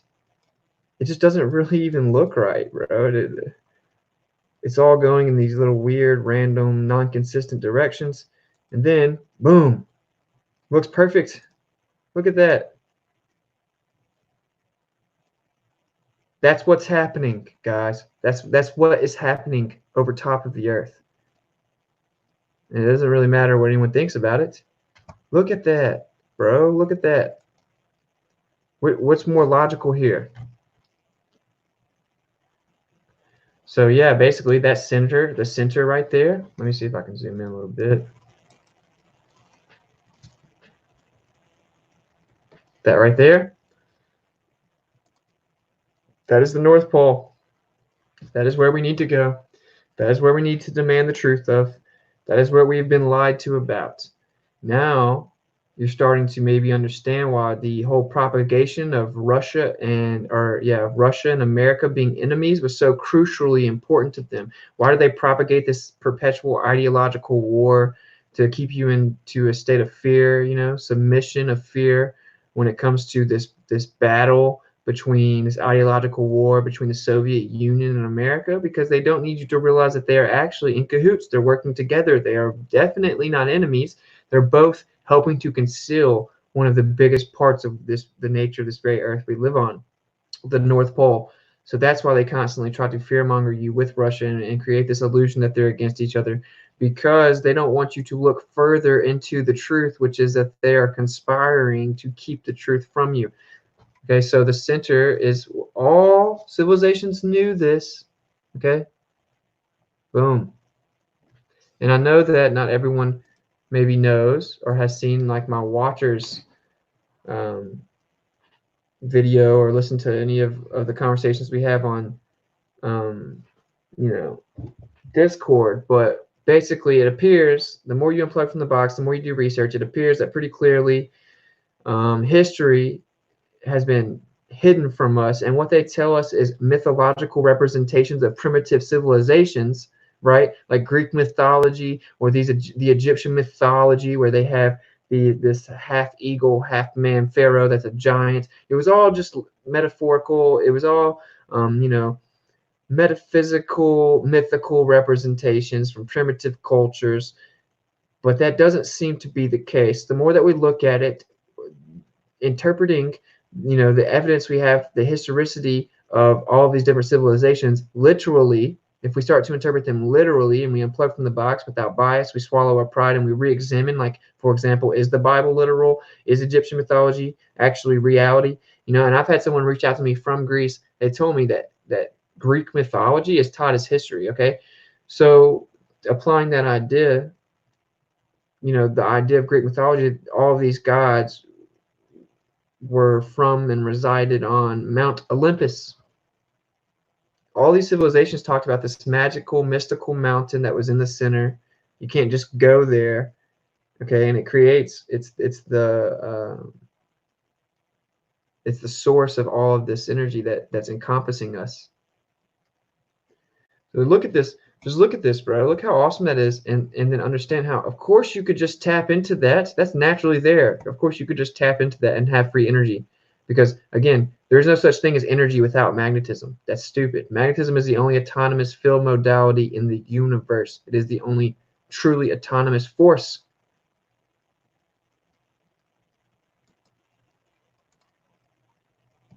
Oh yeah, this is a good point. Exactly. So let's check that out. So you see the here, we'll come back over here. Actually, no, we're not going to. So okay, you see how that looks, and just like you said, we're going to put this in line with the time-lapse footage of the stars, and think about the truth. Once you see it, you can't see it, bro. It's so incredibly obvious. This world was made perfect. There is no randomness to it. You're not some random speck of dust that's shooting with preposterous speeds and revolutions and rotations, because for one, it's just physically impossible. But for two, no observations show us this, right? So you're going to have to just deny the harmonic nature of the Earth and the universe, everything about it. And you're going to have to dismiss it to coincidence, and that's just retarded. I'm trying to find these freaking stars, bro. Where they at? Okay, here we go. Okay, so you see how that looks? That's the actual magnetic flux being measured over Earth. Okay, bobwins.com. Go check it out. You can look at different aspects. Now let's compare that to this.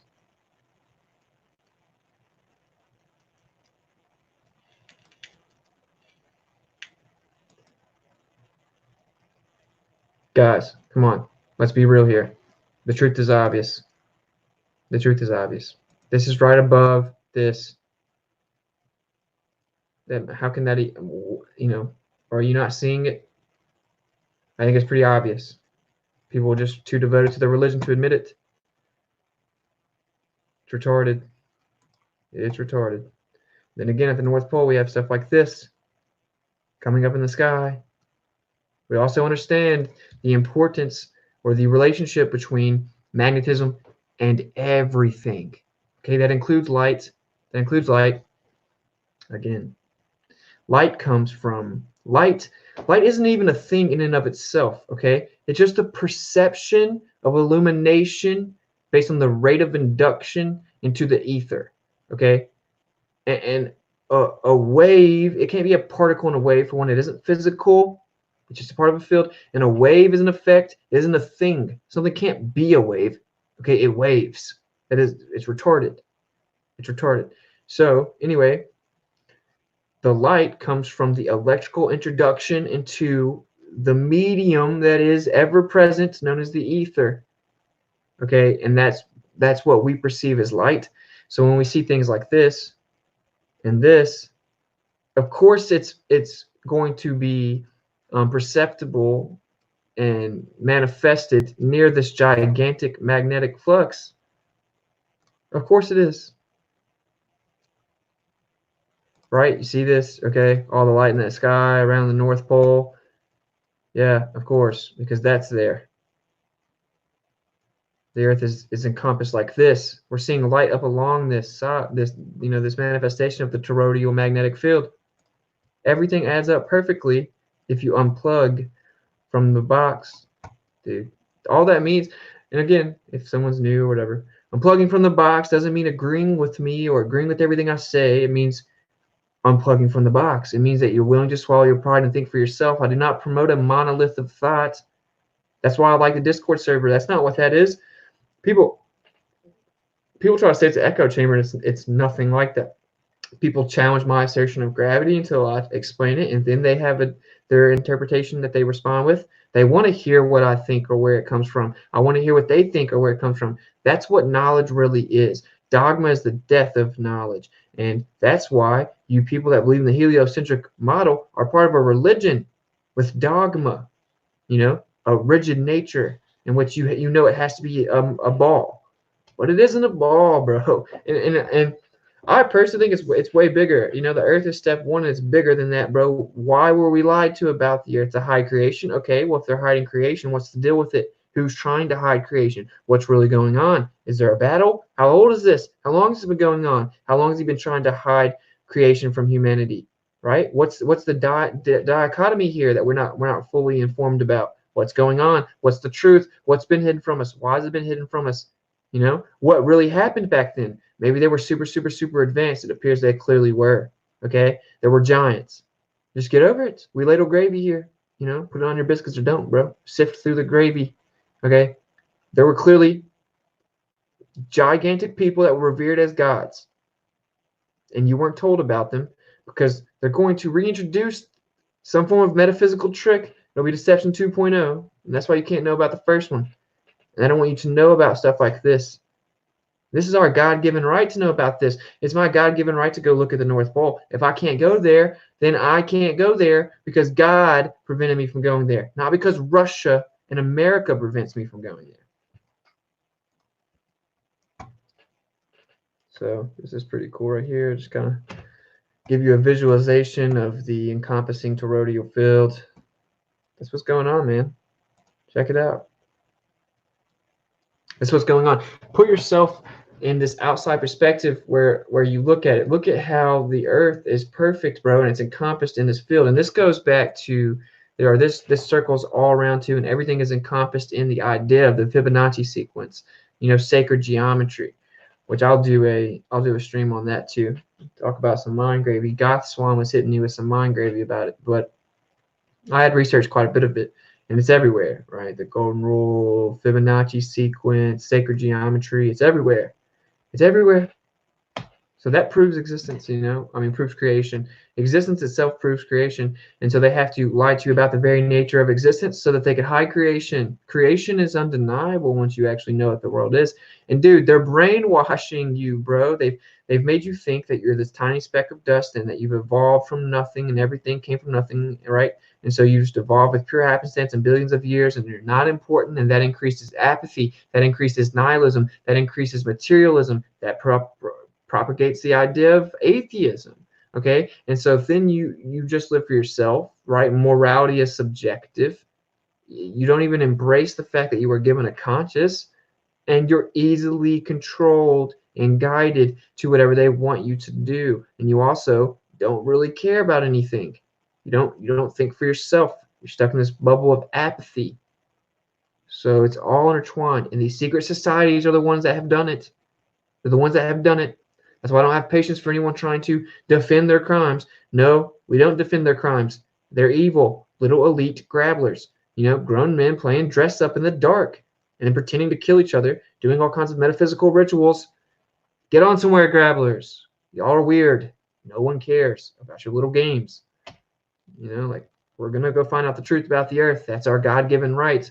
You're not a god, grabblers. You aren't a god, okay?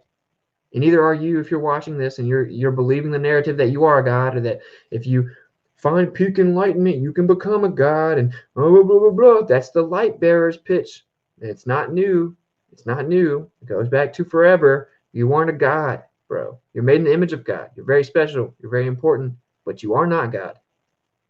Okay, so there's nothing to fear, not even death. There's nothing to fear other than God. A fear of reverence, a fear of respect. He made you, bro. Swallow your pride. Stop being such a douchebag, bro. You know, like, how disgusting is it really that God has created all of this for you and constantly protected you and constantly made this earth and kept this earth in this perfect harmonic existence for you? It's beautiful and amazing. Have you seen the earth? Why do you think they get you so obsessed with space? It's to take your attention away from the earth. The earth is beautiful, bro. The earth is big. If you went to explore and wanted to see the whole earth, it'd take you your whole life to fully see the whole earth. You never would. It's beautiful. It's incredible. It's harmonic. Gives you everything that you need. It's perfectly balanced. And the large scale is intertwined with the smallest scale. Okay? It's just like if you look at an eye from the side for a parallel view, it looks like a lot of what the earth could be. It looks just like what the earth could potentially be. Your eye. Your eye proves divinity. And of course, the idea of looking at the earth from an outside perspective is how you view it. It's about sight. Okay? And we all know eyes are super important. You can read someone's intentions by looking in their eyes. Right? You can look in someone's iris and see that it's lifeless. Right? So creation's evident. It's everywhere, bro. The signs of it are everywhere. They just don't want you to know it. There you go. And again, this is an actual accurate depiction of what the AC power that goes to your house, okay? The electrical field unit, field of circuits. Now look at a magnet. Look what a magnet looks like. They're exactly the same thing. Okay, these black circles here are what dielectric portals. Okay, that's what that is. That's all dielectricity, the little black part here, and then the dotted line is a dielectric line of induction. And so the reciprocation, the other side of the coin in all of this image is the magnetism. So hopefully you understand. See what you're talking about?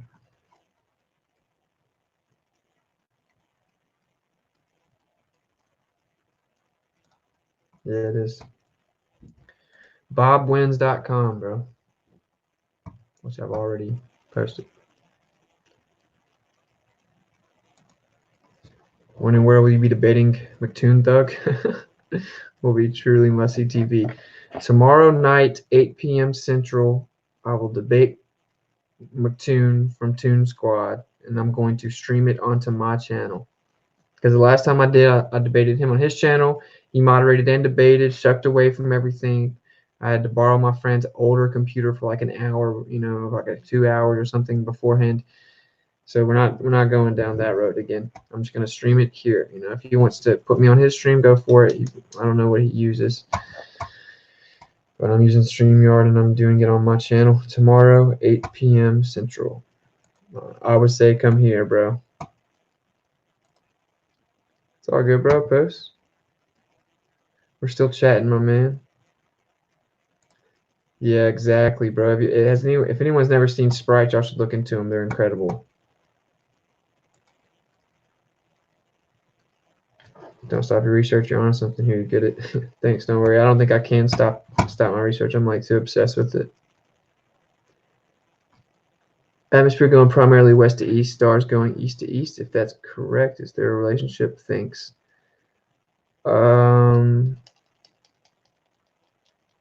Stars going from east to east, bro. Basically, bro, there's an ether drift over top of the Earth. It's very slight ether drift. It goes east over the top of the Earth. Michelson Morley attempted to observe the ether, but they were operating under the presupposition the Earth was a ball that was spinning. And so what they did was they shot these perpendicular rays and they tried to measure the differentiation between the movement of the rays, but they did so on a horizontal axis because they were presupposing the shape of the Earth and the movement of the Earth.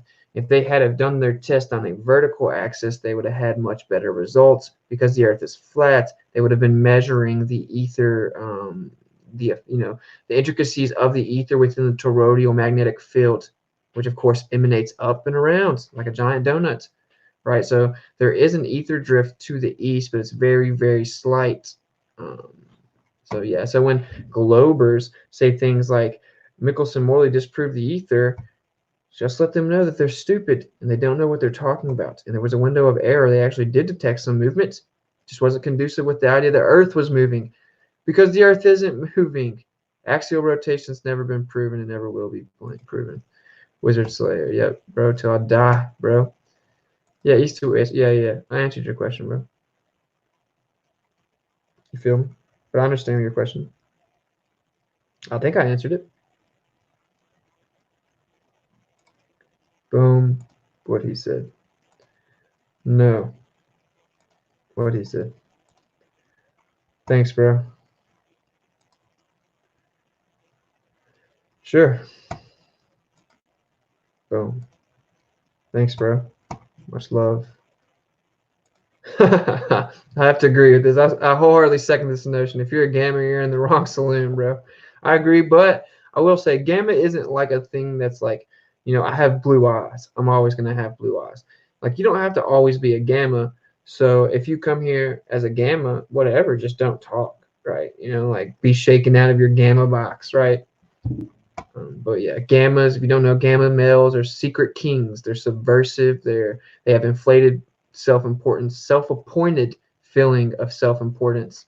So, with their little self-inflated self-appointed importance and their subversive tendencies, they are classified as secret kings. They're the types that are real loud behind their keyboards. They're ones that attack people, that would never do anything in a real pressure-filled situation. They're weak. They're the type that probably like chase women a lot and bash dudes to try to get with other girls. And subversive secret kings. Don't be like that. They're promoting that nonsense, which is what's decimating society. We need strong male leadership. God also said there would be a time that evil will be called good and good will be called evil. Welcome to the box. Now unplug. Well said, and I agree 100%. And that we live in that time. We also live in the time of things being revealed, and that's happening right now. Exactly. Yes, it is. The light bearer. All the people that run the world worship the light bearer. You know, I don't worship the light bearer. I'm just telling you what they do. You know, if you think it's crazy, whatever. What's crazy is that you think you know more than the reality of the metaphysical world, than the people that have controlled you for generations and convince you that fiat currency has some form of validity.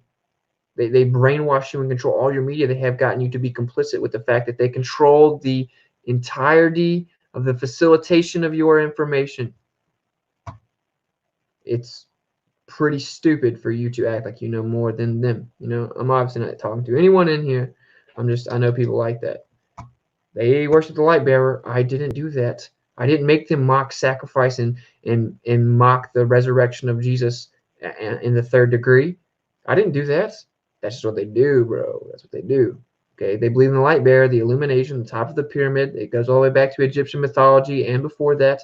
They believe that you reach peak illumination from the light bearer because you yourself are God. They believe everything is inverted. They think that actually Lucifer is the good guy and that God is the bad, sinister, crazy person that tried to, the evil one that kept you locked up here. And the Lucifer's trying to open your mind, trying to tell you about all the secrets, trying to give you all the knowledge and show you that you yourself are a God. It's a massive deception of inversion. That's why everything is inverted. They think everything is literally backwards. That's where you get the checkerboard.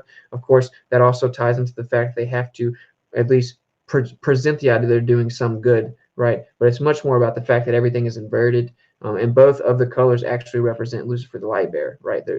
Their entire ideology, Satan, Lucifer, whatever you want to call them, different things, different two sides of the same coin, bro. The light bearer is what they worship. That's what they believe. It's his world. He will be ushered in as the Antichrist in whatever manifestation he comes in. That appears to be the case.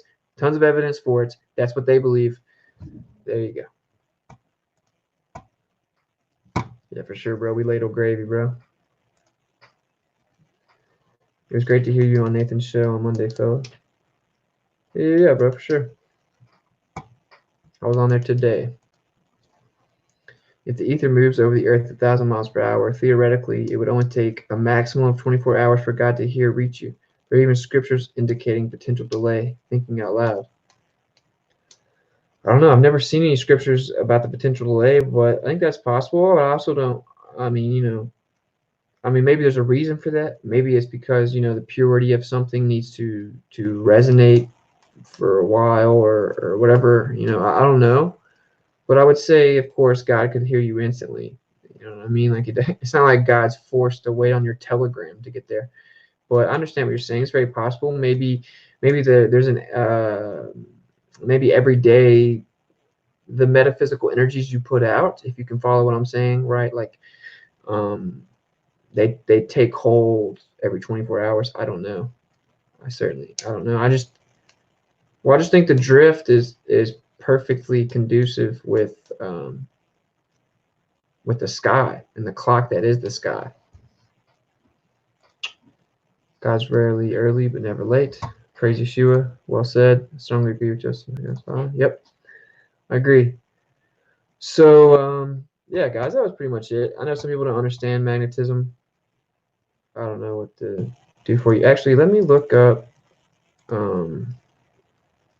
this other video, and I'll show y'all. I don't.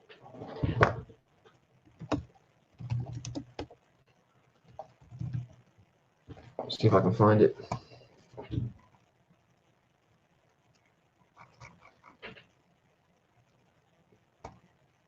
Okay, yeah, this is a good one. All right, this is another video from my boy Zach. Good Times for All, GUDTIMES, the number 4, all. Okay, go show him some love because he's doing work that needs to be done. He's giving you actual demonstrations. So I'm going to show this video fast. It's real short. Then I'll give my take on it. I will preemptively say I have a bit of a semantical disagreement, which doesn't matter. Just the way that I feel it important to clarify the difference. But again, he's showing you an actual demonstration here. If this is the video I think it is, so definitely check it out. And let's see. Stop screen, share screen.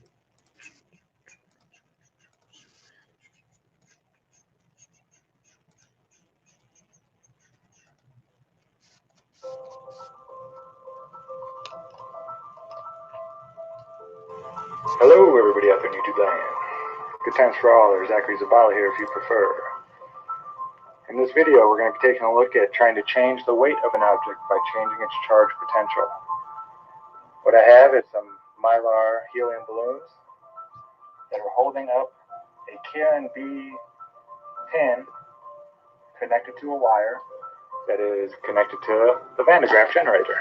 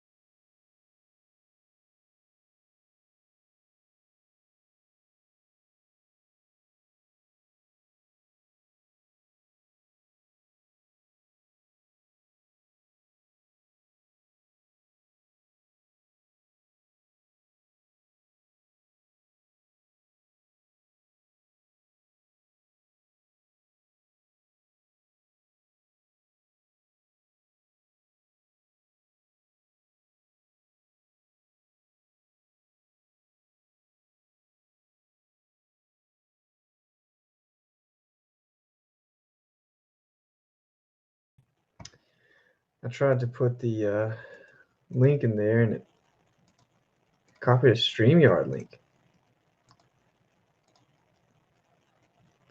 There's that. I'll post the video in the description once I post the video, or once it posts after after the live is over.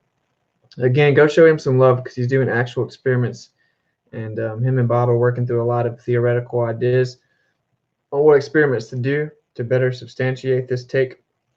It's more than obvious to me. So you know, there's that. It's pretty obvious that's what's going on. So, and like he said, charge and discharge. There isn't positive and negative charge. Okay, that just isn't what it is. There's charge and discharge. There's no positive, neutral, negative. No. There's charge and there's discharge, and there's different levels of charge. That's what it is. Okay. And so you saw when he discharged it went up. You want to know why balloons go up? Well, why does a helium balloon go up? Well, obviously because helium is less dense than air. It goes up. Gravity's negligible. It isn't this magic, mystical, deified force with immense strength pulling you down to this ball that's retarded. Okay, and we can prove that the power of magnetism decreases proportionate to the increasing heat, the increase in heat. Right? So again, they're inversely proportionate. Okay, magnetism strength is inversely proportionate to temperature, rising temperature. Okay, so as something gets hotter, its magnetic permeability decreases. For the core to be this giant just this crazy, incredibly hot core that's pulling everything down with gravity, which we know is nothing more than incoherent dielectric acceleration, incoherent magnetism. So if we know it's magnetism, and they're postulating the idea that it's this giant, really hot core that's causing this magnetism that's super, super strong, that's retarded. It is wizardry. Everything you're taught is the opposite of the truth. And when you see all of the directly inversed teachings, pretty naive to think that's a coincidence, bro. It's not. There's no such thing as repetitive coincidences. Again, the master of deception, the author of confusion, Lucifer, the light bearer, the angel that masquerades as light, as an angel of light, the one that has an everlasting, eternal battle going on with the true creator. He is crafting all of this.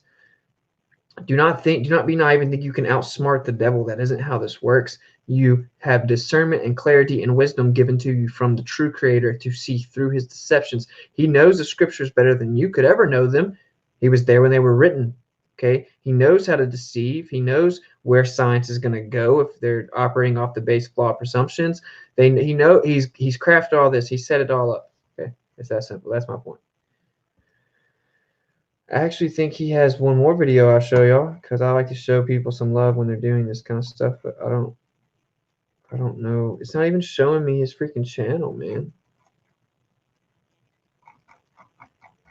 No, forget it. So we'll just go over a brief recap, and then I'm gonna get off here. It's coming up on 2 hours. I'll probably jump on Discord here in a little bit too, though. So yeah, just come join us on the 24/7 Flat Earth Discord, right? Discord is an app where you can go through a browser. You just create your name, and then you can go to 24/7 Flat Earth Discord. Then, if you want to be a part of the conversation, if you do think the Earth's a globe, then just go to voice check-in, etc. But you should be a part of the conversations that are real cool. We should get behind the idea of that being constantly streamed to YouTube. We should do more things like that. And some serious mind gravy has been ladled in that Discord in the few days I've been there. So I'll probably go over there and chat and see what everyone's talking about. So go show that some love and support. A lot of very intelligent people in that Discord, bro, and I'm in full support of it. So let's just recap before I get out of here. And again, smash the Rogans up. That is the like button, the thumbs up, because Joe Rogan looks like a human thumb, and he's a gatekeeper that works for Mossad, allegedly.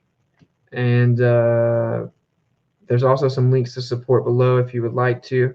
I don't normally harp on that, but I certainly wouldn't be opposed to any support what you like, or it goes away, right?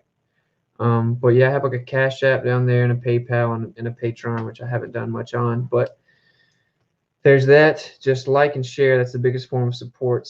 And y'all can always comment down below, and I'll interact with y'all. If y'all have a proposal of what I should talk about next, a title, etc., or a subject, just let me know. Also, WitsitGetsIt@gmail.com is below that if y'all want to talk to me. But that is a gamma-free zone. It's a gamma-free zone. If you actually have real questions or want to bring like some real conversations up, feel free to go there. And also, again, check out Discord. I highly suggest it. I think it's a very cool, interactive platform that isn't grabbled. All right, so let's just recap, and then we're going to get out of here. Very simply, everything in the universe is dielectric, okay? Electrostatic. Everything in the universe is electrostatic. Dielectric and electrostatic are interchangeable terms. They are the same thing, okay? But more specifically, it's called dielectric, okay? That's what the fatherheads of electricity knew. Okay, but we all know what electrostatic is, right? You scrape your feet on carpet, you touch a doorknob, you touch someone else, it'll transfer a charge. Okay, that's electrostatic charge. Everything in the universe is dielectric because everything in the universe has matter. Everything in the material world has a form of a materialistic property, right? Not the fields. We're talking about matter here. Okay, everything that is in the material world, everything that has matter inherently has a dielectric charge, a dielectric nature. Dielectricity and magnetism, they cannot exist without one another. They're two sides to the same coin. Magnetism is the dielectric field, okay? So to say that they're different or independent or could exist without one another is retarded. As retarded as saying that ice and water and steam are all different. They're all H2O. It's different modalities, okay? So again, magnetism is the dielectric field. It's the inverse relationship and manifestation of the dielectricity. Okay, and it manifests itself in a toroidal hyperboloid relationship. Okay, so that's what it is. Everything is dielectric, therefore everything is magnetic. Okay, magnetism is dielectric acceleration. And again, magnets don't attract, they accelerate to the null pressure point, and between them it's pressure mediation. All magnetic fields have an inertial plane going through it. It's very undeniably true, and that's what the Earth is. Okay, because it's encompassed in this toroidal magnetic field that is harnessed in the center of the Earth, also known as the North Pole, you know, the place that's been hidden from you. And all ancient civilizations knew that there was a magnetic rock there that creates a whirlpool. I wonder why tides happen. Oh, I don't know. Maybe because there's a giant magnetic source in the middle creating a whirlpool. You know, I'm sure it has something to do with potentially to do with the magnetic permeability and dielectric permittivity within the relationship between the bodies of water and the celestial bodies, or the sun and the moon, right? And the rotations or their revolutions. I'm sure that's potentially a factor, as well as the salt in the seawater. Okay, but I would say that pretty clearly the primary factor is the introduction of movement, the vector that is being introduced from the center of the Earth. Okay, so yeah, this is what an electrical field of circuit is. Of course, that means electricity being dielectricity and magnetism. Okay, so this is the hybrid graphed out. The dotted lines is the dielectric field. These are lines of dielectric induction. These little lines with a break, and that are hyperboloid, right? That are the reciprocation of the toroidal interior that is the magnetic field.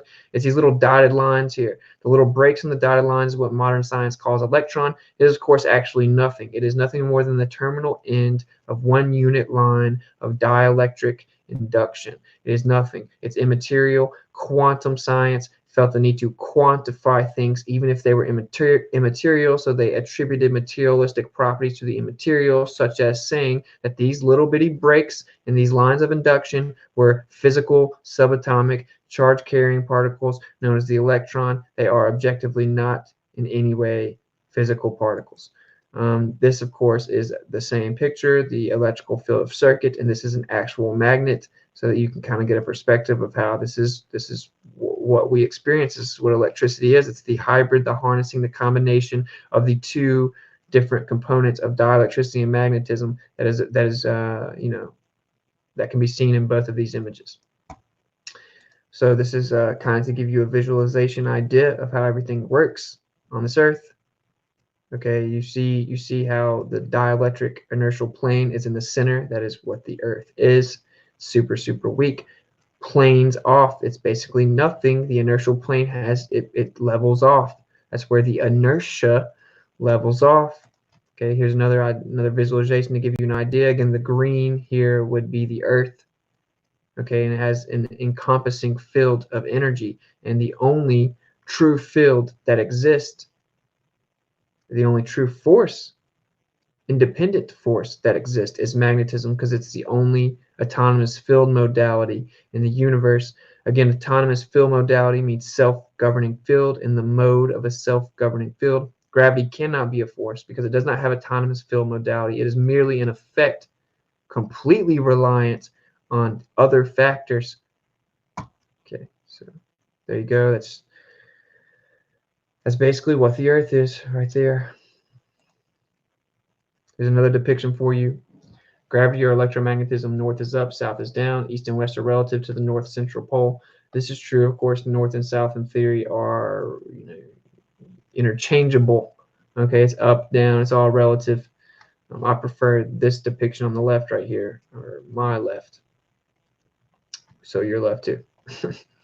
North to south, an equilibrium between the fields, an earth plane. Exactly, that is what it is. Inertial plane. Okay, think about how obvious this is. All magnets, undeniably, if you view them underneath, I forgot what it's called, you can see that, actually you can just use a little green screen, magnetic screen underneath it to see the inertial plane as well. But all magnetic fields have an inertial plane. All magnets have an inertial plane. The inertial plane is the plane of the Earth, right? So you can see how that's obviously not a coincidence. And so this is what is encompassing the Earth, and this middle horizontal axis is the inertial plane we were just discussing. Thus, this is the plane of the Earth. And you see how the toroidal field goes up and down in both directions, of course, as hence the toroidal manifestation of the energy field that is magnetism. And so as it goes up, because below this, we can't see that, right? That's below the Earth, which we've only gone 8 miles. We don't know exactly what's underneath the Earth, but of course, we do know that based on observable phenomena and just in science, you know, basic undeniable observations, the toroidal field doesn't just go above the Earth, of course, right? It's a field. It is perpetual. So it's going down underneath it as well. We just don't perceive that. So what we perceive is up above it. And up above it, the magnetic field correlative to the air, the perceivable air, and the ether behind it, that is the absolute frame of reference, the universal background. It manifests a illumination, and that's where we get this.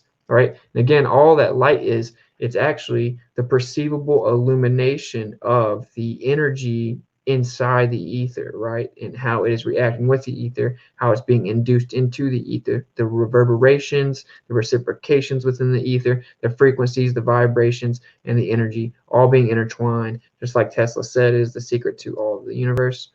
Here's some more ideas. So understand what's going on here. It's a very super strong pinnacling effect of the the magnetic field. The toroidal magnetic field is creating this very strong reaction and what is perceivable illumination because of the rate of induction into the ether based on the introduced level of energy, the introduced electrical planctification that is being introduced based on the hybrid of the dielectricity and magnetism that is inherently there. And of course, it is a very strong center source. That's why we see that here. So all nature's showing us, bro. Look at that. It's right there, right in front of your very eyes. It's pretty undeniable. This is what Mercator, the explorer that gave us the map we still use to this day, even though it's all a lie and not even completely accurate. The way it's put onto a globe Earth is certainly not true. He knew there was a magnetic center. Everyone did. Okay, so it's not a big deal. Then what we'll do is we'll go back to right here. We'll share screen one more time. So this is the magnetic flux projected onto a flat Earth at different elevations. Okay, so this is a real-time reading of the magnetic flux over the Earth. It's pretty obvious. It's formatted perfectly on the plane of the Earth, right? And then what we do is we look at this relative to this. That's up in the sky above us, time-lapse footage of the stars. That is over top of the Earth. Yeah, everything worked perfect. You see that? Everything has this perpetual motion involved within the ultimate energy field that is there. So pretty wild, also pretty undeniable, if you ask me. And so, and to understand, that's kind of how, again, that's how those energy sources work. Like Tesla was obsessed with the pyramids, basically reverse engineered them as far as I can tell. And they needed the water underneath to create that motion, to imitate or reintroduce and harness the energy. They had to create the rotation, the motion, the movement is introduced by the water. Okay, and I think that water is a good visualization of part of what is divinity, right? If you just really think about how magnificent water is. And so all you need to have free energy that has been suppressed from you because they came and took Tesla out, at the least provably took all of his work, all of his chest of information. They paid his balance at the motel he was staying at and took all of his work before he could even introduce the dynamic theory of gravity. And they took all of his work because they don't want you to know that all you need for energy is very simply air, the earth, and water. So yeah, that's about it. I'll come chat with y'all for a second before I leave.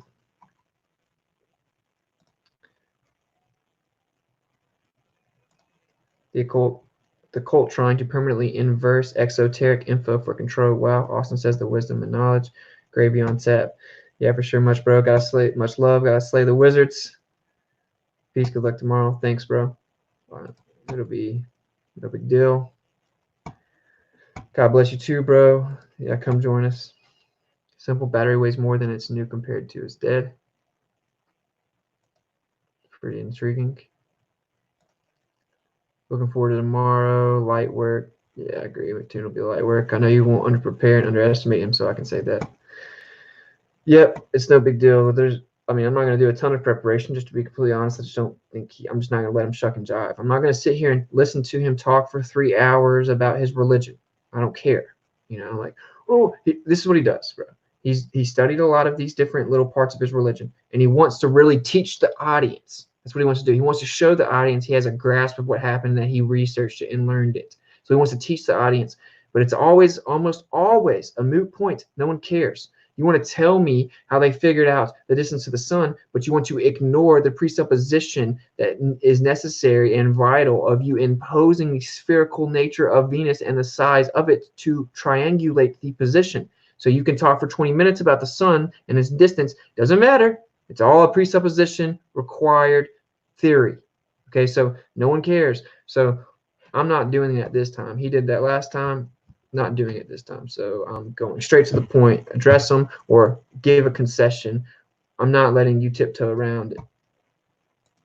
And I actually kind of like him. That's why I agreed to the debate, because he seems like a decently nice person, somewhat dishonest when it comes to his tactics in debate. He certainly performs wizardry. Whether it's fully intentional or not, I would find it hard to believe he doesn't know what he's doing. He does shuck and jive. He is like a walking diversion, walking, talking, breathing diversion. But nevertheless, a torus field, as or with the firmament, would explain how the water where plasma is kept up there as well as down here.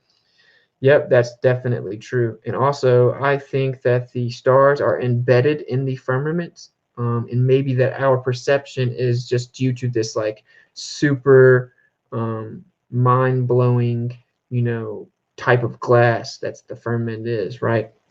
And that's why we perceive it like that. It might have a liquid nature. Maybe it's just beyond our comprehension. We don't truly know. I'm pretty positive and founded in, well, I'll just say I'm quite sure in saying that you're not supposed to fully understand the heavens. And that's the whole point. I'm not caught up on your life yet. However, this is your best show so far. So you have clarified so many things I needed to hear. God bless. Thanks. No problem. That's why we're here. Loving the mind gravy. Thanks. Bet your ass over to Randy's. UK guys need to feed from your bowl. Keep the gravy hot. Yeah, thanks, bro. I like to unify everybody, bro. I think it's awesome. I love being in those discords and talking to those people. So we need to constantly bounce ideas off of each other. Everyone has aptitudes, bro, and gifts of understanding and fields of understanding and abilities to articulate in certain ways and help put puzzle pieces together. Like Goth Swan taught me things I didn't know. That was awesome. I just wanted to sit there and soak in the gravy, and so you want to know why they kick out detractors, because we're talking about high level intellectual conversations. We don't have time for little gammas trying to interrupt, right? If you want to have a real conversation, that's cool. That's what that's for. And I think it's awesome, bro. I think I might create my own little server. I haven't decided yet though, because I like that one right there. And I know it'd take a time to build quality people, but also kind of would like to have my own. I haven't decided yet, but either way, 24/7 Flat Earth Discord, I am supporting it, and will consistently be there because of the high quality of conversation that's there.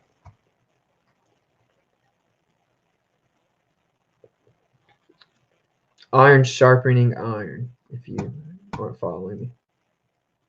North Pole may not be a mountain, then it may just be a hyperboloid. I can't wait until we find it out. I think it's a rock. I don't know. Lots of gravy tonight. Great job. No problem, bro. Where's the debate? It'll be on this channel, or if you want to go to the Toon Squad side and go to the religious side, then you would go to MC Toon's YouTube. But I will be live streaming the debate tomorrow night on this platform, my YouTube channel, 8 p.m. Central. Yeah, the 8 mile deep hole they dug got to a liquid diamond stuff that just kept filling in. Maybe the firmament is like that. I certainly wouldn't think that's impossible. That actually makes plenty of sense to me. Quite logical, because as above, so below. And that the people that say things like that, the whole entire Luciferian doctrine, the metaphysical belief of the elite, it is not unfounded. It's founded in reality. It's just a subversive, evil interpretation, application, and connotation of reality. So yeah, if what's underneath the earth is above it, wouldn't surprise me. We've seen very clearly that that's the way God works. If you look at an eye from the side, it looks just like what the Earth could be with the firmament. If you look at your lungs and you look at some trees, if you look at your lungs underneath the X-ray, they look identical. And of course, we need each other to breathe, right, and to exist. And then of course, we looked at this right here. So you see how that looks on right above the Earth on the actual surface of the Earth, and then you combine that to this, as above, so below. So what you're saying makes perfect sense to me. I certainly would in no way be surprised. As above, so below. So yep. All right. Anyway, I'm about to get out of here. Love, love, love everybody. Love. So yeah, and then like I always say in conclusion, unplug from the box. The box is a metaphorical, ideological box that creates this inaccurate perception of life that's just depravity and morbidity and apathy and nihilism. Okay, and when you don't have anything to live for, or you don't care about anything, or you don't even grasp the actual magnitude of existence and creation itself, you're much more malleable, much more controllable, and they guide you into the areas in which they want you, which is whatever is conducive with their ultimate plan and agenda. Okay, so unplug from the box. I also always use the analogy of you're watching a play. The world is a stage. Okay, if you don't realize the world's a stage and that you're watching a play, then you can never truly attempt to understand the motivation of the author, because you don't even know that the world is a stage. So unplug from the box. We can only show you the box. It's up to you to unplug. Come join us for the debate tomorrow night, 8 p.m. And I will catch up with y'all later. Much love.